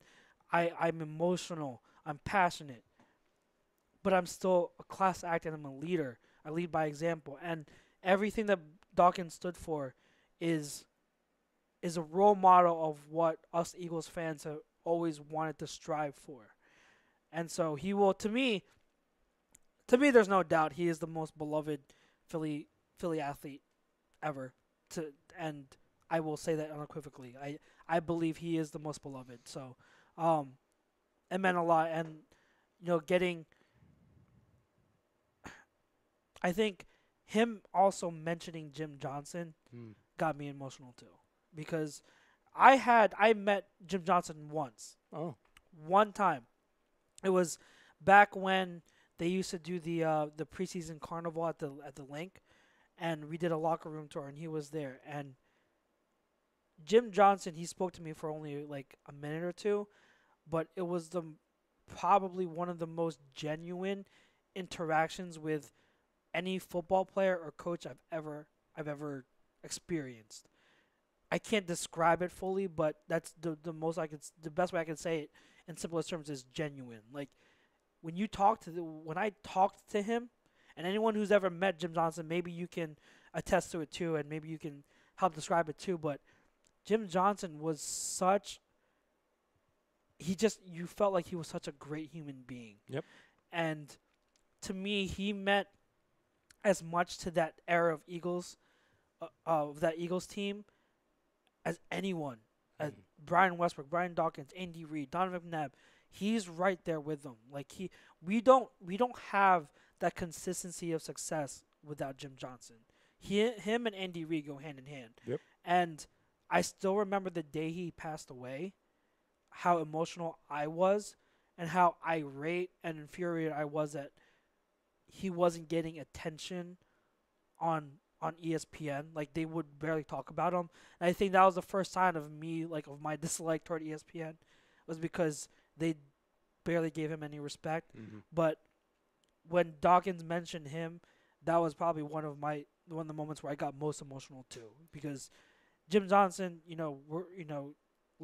I really believe he was looking down, and with Dawkins right then and there. And I felt like even though I'm sitting at home, I could feel it. I could feel like his presence with Dawkins, and I think it's something that's I know I'm never going to forget. I'm never going to forget watching Dawkins' speech and just not just living in that moment, but reliving everything from that era. Well, the thing, and well said, by the way. The thing that I always go back to, aside from obviously the stuff from this past weekend, and something I'll never forget is going back to the night. Obviously they won the Super Bowl, and I think it was Derek Gunn. It was Derek Gunn who interviewed Dawkins. And there was the triumphant, the infamous interview where Dawkins looks into the camera, he grabs it, and he starts talking to Philadelphia one-on-one. And obviously you see footage of him breaking down on the field, and it really showed. And I remember some freaking idiots, not on Twitter, because I don't freaking care about Twitter, but, people, in our comment section were saying, oh, I didn't like how Dawkins reacted because it's not about him anymore, he's not on the team. But in a way, it is about him. It's about every player that's been on an Eagles team, especially it is about Dawkins because he was a big part in behind-the-scenes workings of this past team. He was on the staff. He was in the organization. So how many times did we say it on this show, on A2D? The players said it, the coaches said it, the owner said it a ton. Everyone who was covering, that team said it. The Super Bowl win was not about 2018. It was about every team, every group of fans, whether they're still with us or not, that didn't get to experience it. It's about the ride of years and years without it, all the heartbreak. Dawkins was a part of that 2004. He was close. Yeah. He was a part of an organization that was dubbed the next big thing. They went to countless playoff games. Yeah. Countless. They were so close they didn't do it. So I'll always remember seeing his reaction and him taking time to really go one-on-one, grab the camera, and just address Philadelphia when he didn't have to. Mm-hmm.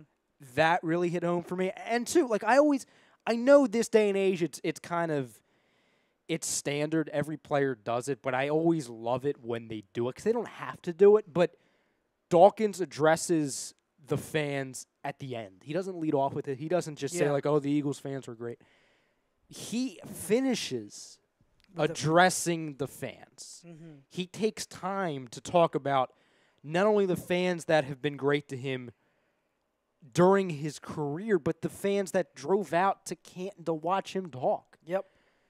So it just shows, and this is why he's just the embodiment of the team, the embodiment of the organization. It's why he's one of the most beloved because, he literally, so many fans lived vicariously through him because he carried all the fire, the passion, the love that the fans gave the team, and he carried it in the way he played. Yep. He said numerous times that, he wasn't going to play a game if he couldn't go 100%. He took all of the anger, all of the passion that he didn't know how to use in his earlier, younger years in life, and he channeled it, and he used it while playing the game. Yep. Well, before games. That's why he said if he wasn't, he was doing all or nothing, which in this day and age, you don't see from a lot of players. You hear nowadays that there's a group of players that are there for the fame and money, and then there's the players that are there to be winners. Yep. And there's not a second in Dawkins' career, there's not a second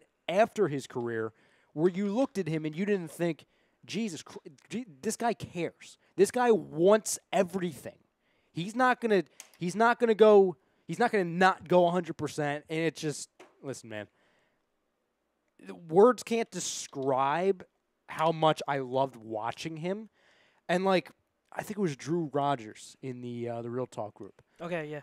He threw out the no, I think it was Drew Rogers or it was Zeke. Okay. Sorry, Zeke, if it was you, I'm sorry. But he said he had asked, who's your top four, who's your favorite Eagles player, Flyers player, Phillies player? Oh, Zeke, yeah. It was Zeke. And I had said Dawkins. And people, Doug had said, I'm surprised it's not Wentz. And the crazy thing is, it's it will be Wentz eventually. It could be, yeah. But it shows how much Dawkins meant to me and how much he meant to the city and to the fan base that years after he's played. When's the last time he played for the Eagles? 08? 08. 10 years later, and he's still Dawkins. Every person, there was 100 people who responded. Every person said Dawkins. Every person except for me. And you said? I said Westbrook. Oh, okay. So Yeah. but Dawkins is always he's in your Yeah. top 3. He's my 2. Oh, there you Yeah, he's so I I think it's it's hard to find any Eagles fan nowadays whose favorite player. You ask them who's their favorite player of all time, and they won't say Dawkins at least like first or second. Yeah. Like it's very very very difficult, and that's why I think he's the most beloved. Another thing that I don't know how many people know this, but after he was traded or not traded, sorry, after he had signed with Denver. Yep. He Adam Lefkoe ran into him at Dawkins' nephew's high school football game. So he ran up to Dawkins and was like, "Please tell me you did not want to leave Philadelphia." And Dawkins said, "I never wanted to leave." And Dawkins in another interview stated over and over, I think it was with Derek Gunn. He stated over and over how there would be times, even when he was already in Denver, where he would come home from practice or whatnot, and he would sit in his car at the hotel parking lot and just cry. Well, go back to that interview. I don't know if it was on ESPN, but it was the phone call interview where they were talking to him right after he left Philly To go to Denver, yeah. and he couldn't finish the interview. He started breaking down the interview. And it just showed like he was done. He was mentally just done. And it shows not that he checked out of it, checked out as a player. It's because it shows how much that organization meant to him. Yeah, how much of the city, when you think about why we love him so much, is because he loves us so much. Mhm. He loves the fan base and the city so much. And when you get a player like that, or players, like there are numerous players that have showed that affection for the city. When they understand what this city is about, and they return our love for that player, when they return to us and they show it, that's what makes those players unforgettable. That's what makes them icons. That's what makes them legends, is them understanding and showing an unbreakable love for the city and the fans. That's a bond that will never ever be broken. I think that's why 10 years later you have everyone saying their favorite player ever was Dawkins. F Team says you guys are making me tear up. Stop it. 1 in 1,000 says all Eagles players deserve a ring. I think Wentz was that one quarterback that I respect for the past years. This guy not only took the Eagles to the Super Bowl, but he beat the team they were supposed to beat. He also says, you guys think the NFC East is getting more competitive? I think it's pretty one-sided. No, I don't think it's getting more competitive. I just think I know he's going off of my Dallas point when I said it's going to be hard for Dallas because the division's getting better. I'm saying that because the Redskins are going to be around the same, maybe 1 or 2 wins better, which is not going to be good enough for the playoffs because they went, 7-9? I don't remember. I think 7-9. You could be right. So they're going to be around that same. They're not getting any worse. Yeah. They're not getting worse. And the Giants are going to go from 3-13 dumpster fire to where better, borderline play. They're going to be around 7-9, 8-8, 9-7, which is dramatically better. Mm-hmm. So that's all I'm saying. No, I think, like I said, man, I compare it to the AFC East with obviously the Patriots being so far superior, and then you have the Jets, Dolphins, and Bills. Yep. I think we're going to see kind of signs of that going forward. Yep. Sixers JT did make a good comment too. He said, "I remember watching a Super Bowl, thinking Jim Johnson was watching when Barnett had the strip sack." Yeah. Jesus, got Demi Downer in here. I know. I'm like, oh my God. And F Deems does say Jim Johnson is a god of Philly sports. Yeah, he is. He is. He is. He really is. I think that's. I mean, we. A lot of them were just reacting to what we were saying. What we were saying, yeah. Oh, JT asked us to quickly touch on the TO thing. Oh, the TO thing. What was just quickly? To be honest, I didn't watch any of. No. Oh, his thing. I didn't watch any of it. No. Because I'm pretty much done. Like I think that T.O. lost out. He did lose out. Like there was his chance. the whole, based on what I've heard about the whole ceremony and everything, there wasn't much coverage of it, and it really wasn't as big a spectacle as it could have been. And T.O. He had stated that in his speech, I think it was quoted that he was like, "I did this so that other people in the future won't have to." And to me, that was laughable because, like, he should have been first ballot Hall of Famer. But him doing all of this shows why he wasn't a first ballot Hall of Famer. Like he has no one to blame for how people view him but himself.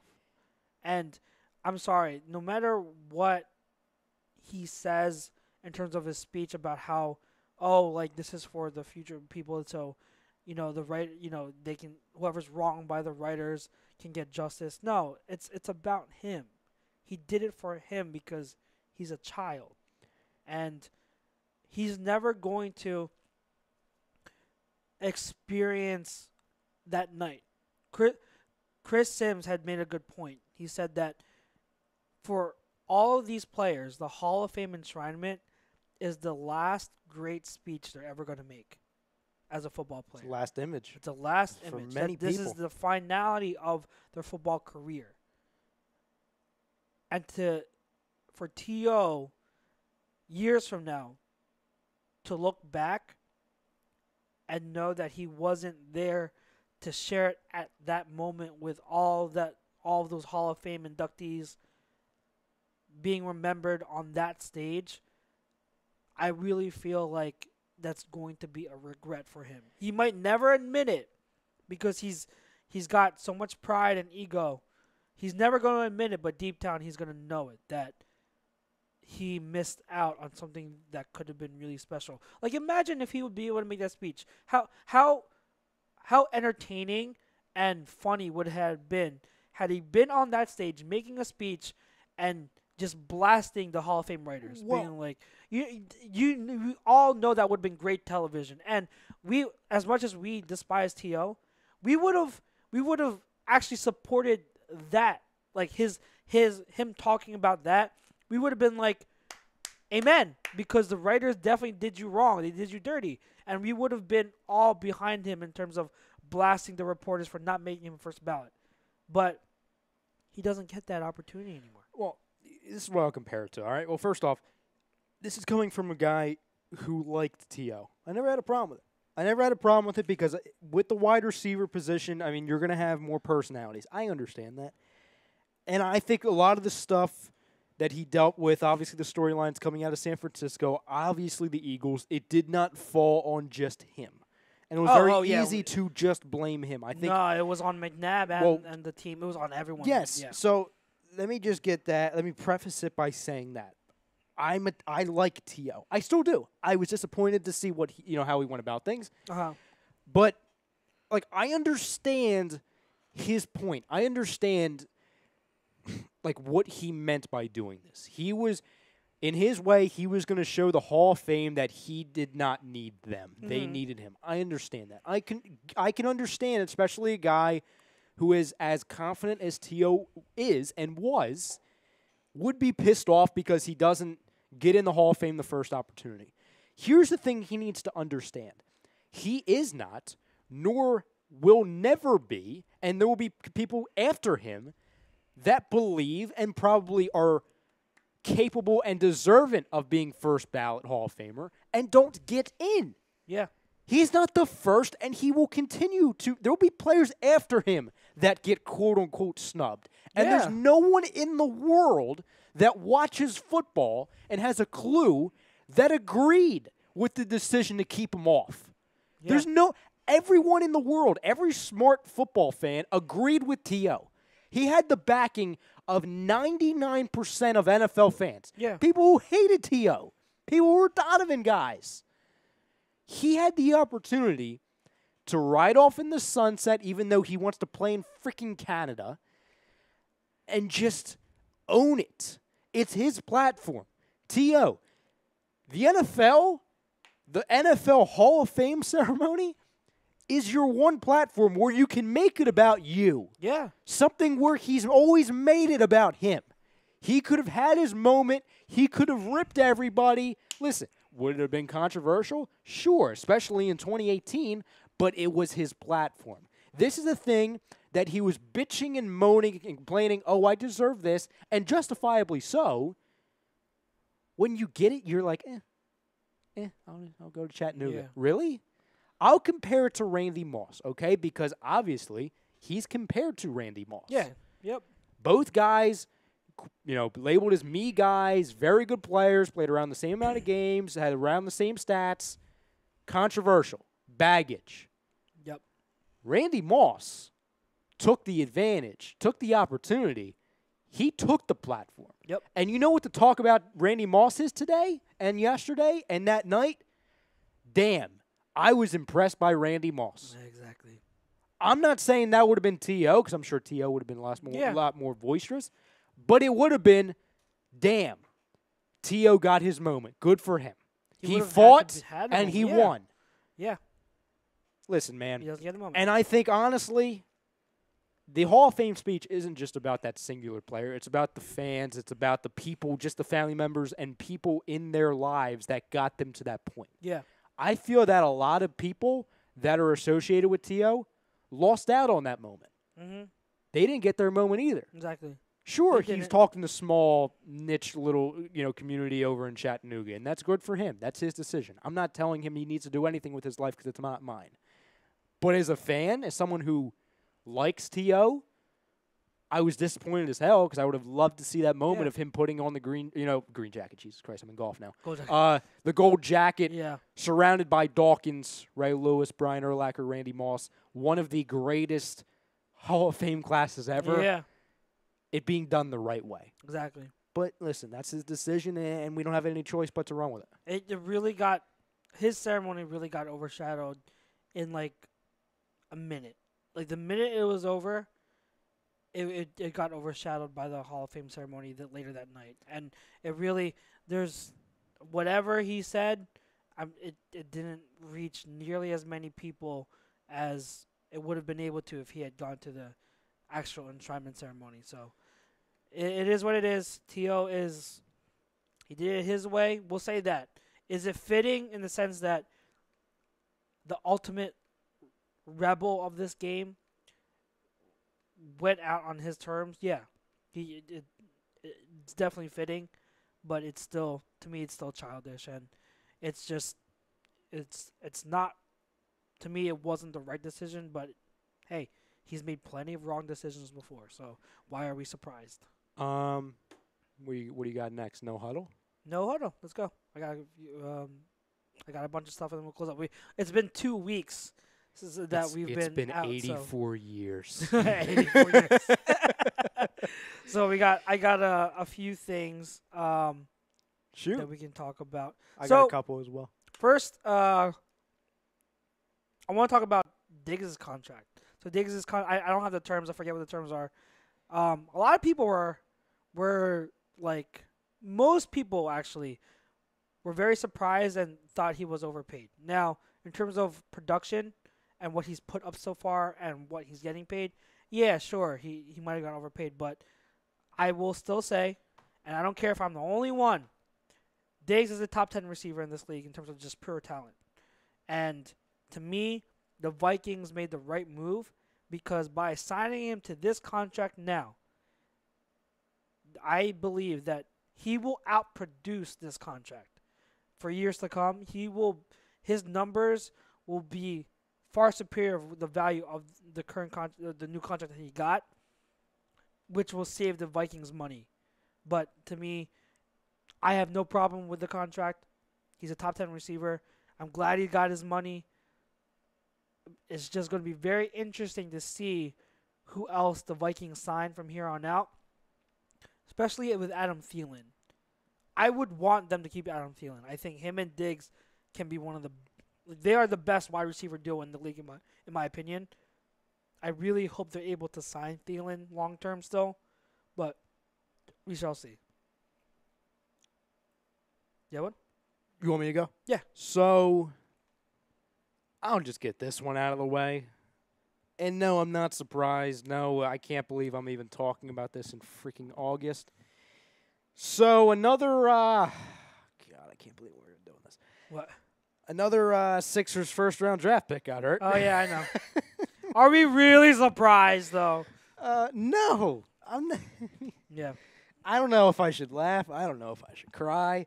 The only thing that's funny, and listen, I hopefully Zaire Smith, I hope he comes back soon. He's not going to because it's the Sixers. It's just going to be another red shirt year because why the freaking hell not? Yeah. Zaire Smith was not going to be a difference maker this season. It sucks because the time in which he could be, working on his jumper, working on becoming an NBA basketball player, it's going to be time devoted to freaking rehab. So it's going to be a setback. So, good. Instead of him being an impact player in 3 years, he'll be an impact player in 7. Oh, but we're going to have to re-sign him before he becomes an impact player. That's great. Thanks, Sixers. It's just so freaking amazing how we have Nerlens Noel injury. We have Embiid injury twice, 3 times. We have Ben Simmons out. We have Fultz out. Zaire Smith out. And I saw a lot of people saying, oh, my God, another reason why we should have had Mikal Bridges. No. Do you really think Mikal Bridges would have been safe? Really? He would be in danger as well. I was jokingly saying this around draft time. And I said, anyone who is thinking about being interested in being drafted by the 76ers, do not make yourself eligible. Go back to school. Stay where it's safe. It's not safe here. You will get hurt. You will get hurt. It's such a freaking shame. It is. Such it's a shame. Crazy. It's crazy. So upset. It is what it is, though. Jordan Matthews got cut. Talk about a fall from grace, man. He was, not too long ago, he was our number 1 wide receiver by default, granted. But still, our number 1 wide receiver. And now he has a hamstring injury? Yeah. Severe hamstring injury and out of a job. Jordan Matthews, the person, is someone we should all root for because he's a great human being.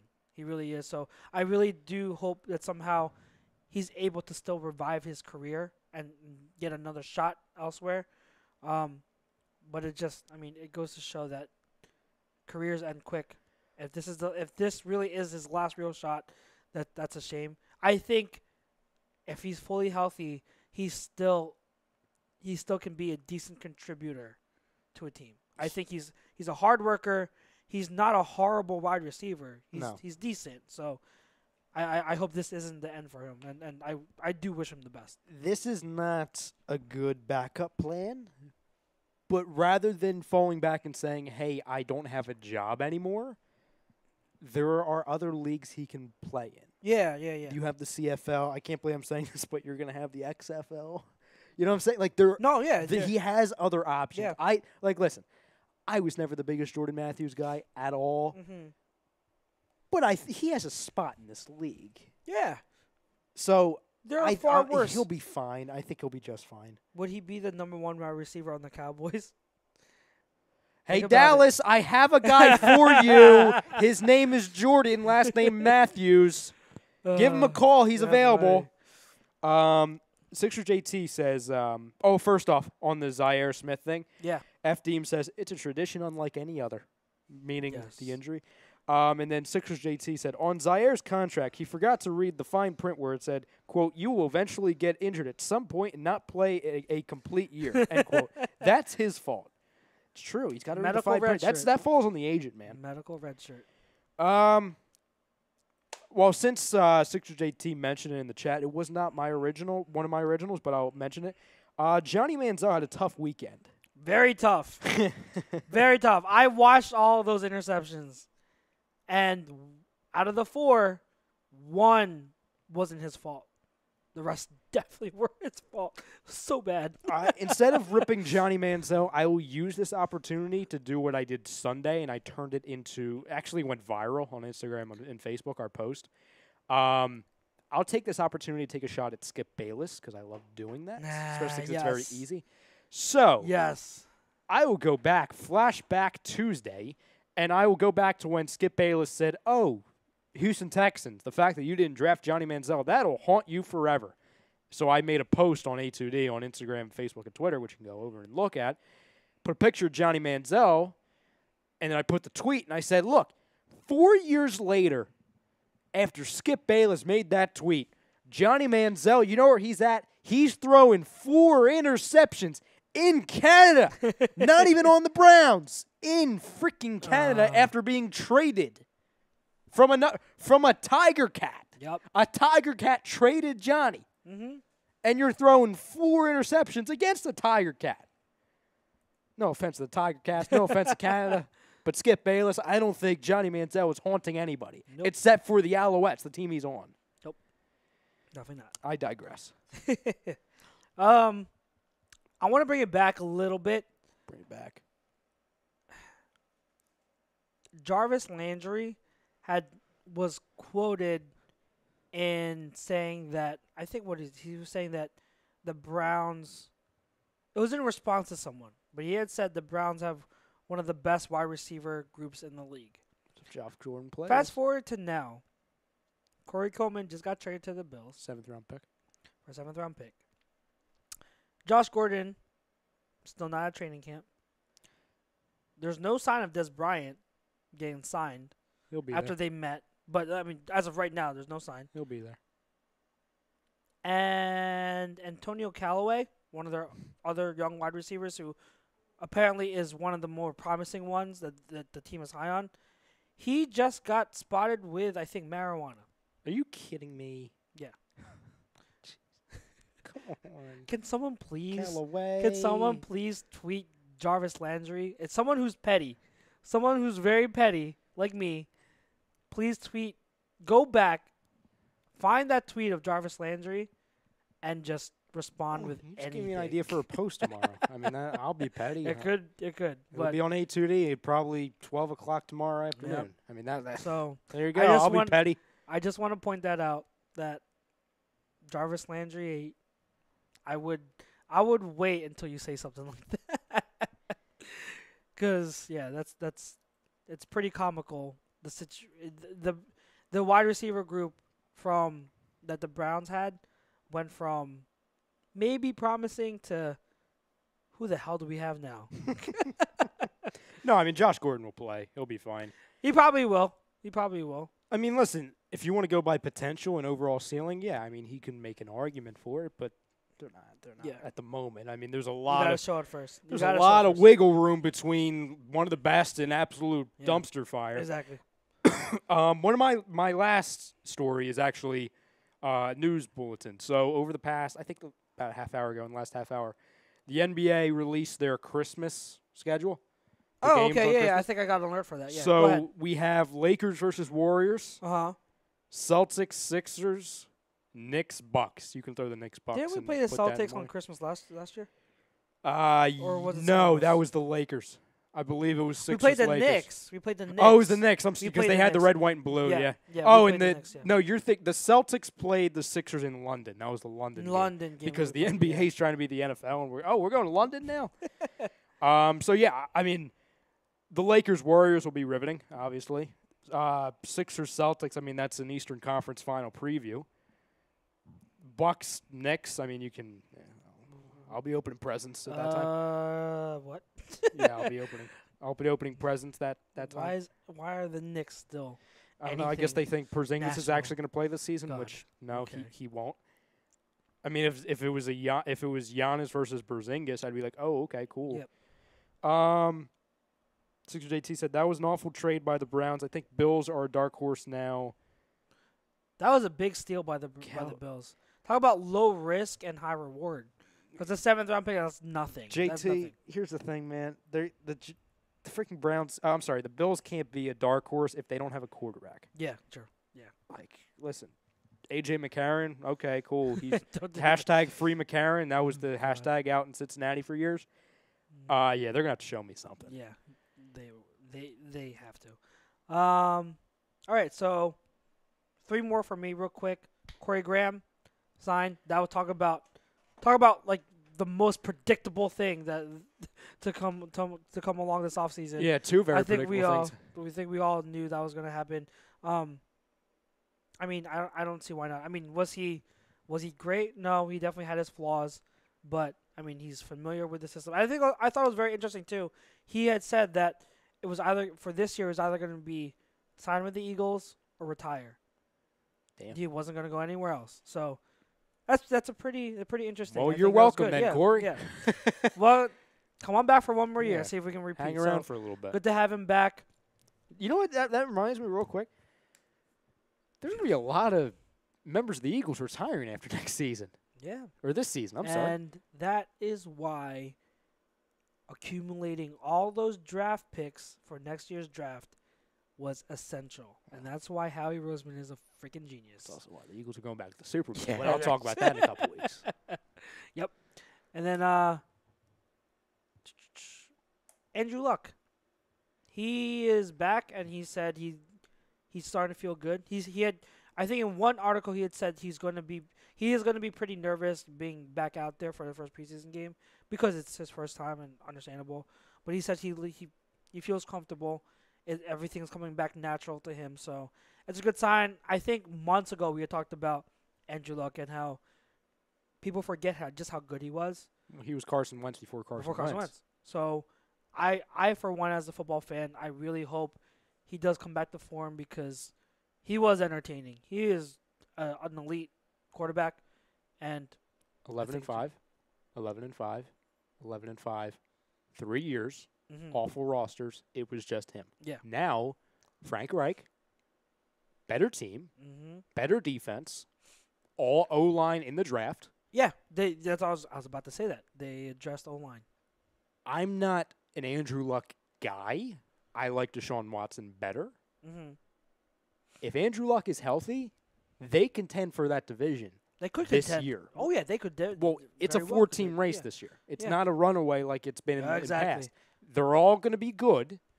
It's going to Mhm. they're not going to be the best division in football. They will be the most exciting and close Yes. until the yes. end.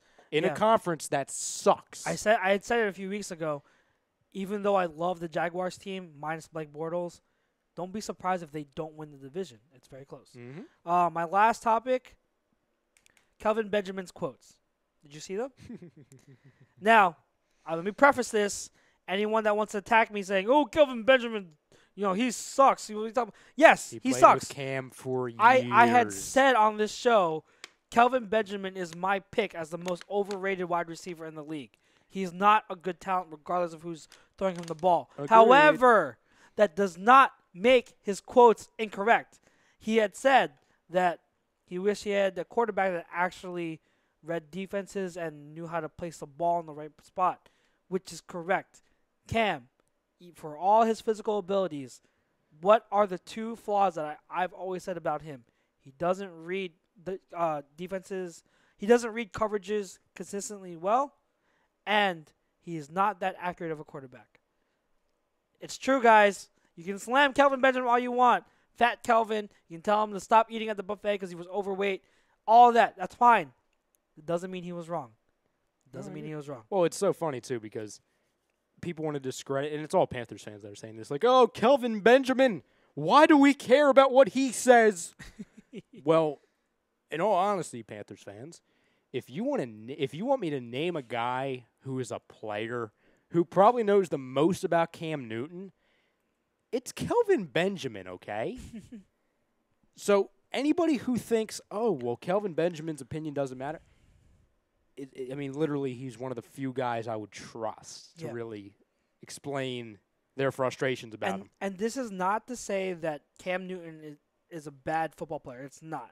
It's just to highlight again his flaws and why I don't see him as a top 10 quarterback. And that's why I question his long-term sustainability in this league because he runs through people. How long can a guy run through people like that in this league and expect to last? It's common sense will say that he's going to break down. Frank, you know this. I used to be an absolute Cam Newton fanboy. You remember, Frank, in years past, I used to always say, yeah, he says he agrees. You used to go, and we used to do the quarterback rankings, and I would always put Cam Newton 1 and 2, sometimes 1. Cam, you're the third best quarterback in that division, and the only reason why you're not fourth It's because Jameis Winston is a dumpster fire, and the guy who's playing for him, Ryan Fitzpatrick, is Ryan Fitzpatrick. So I'm sorry, Cam. You're not the guy. You're not the second guy. You're the third wheel. You're the third best quarterback in the division. Do better. Yep. Do better. Yep. On that note, guys, we thank you, Ryan. It's great one-on-one again. It was awesome. It's been 84 years. It has been 84 years. Remember, guys, next week, Chrome will be back, and we will have our fantasy football special. So all week, we'll be posting for you to ask us questions. Leave us any comments or questions you have for your personal league. We will address them. We will answer them. Anything you got. Real quick, Sweeps chimes in. He says, tell Chucks he's my boy, but he better mix in some sleeves. It's hot, Sweeps. Okay? Sweeps, it's August, sweat. all right? It's August and it's hot. All right? I need as much ventilation as possible. But, yes. So, guys, next week, Fantasy Football Special on Birds of a Feather. Please tune in. Send us your questions. It'll be fun. All right? So, live from the Real Talk Studios, we want to thank StreamSmart. We want to thank Scanzano Sports for sponsoring our poll question. Brodo, again, thank you. Sir. We'll see you next week. Always a pleasure. Guys, enjoy preseason game week 1, not for just the Eagles, but for the whole league. Enjoy it. Watch those rookies, everyone else, and we will see you next week.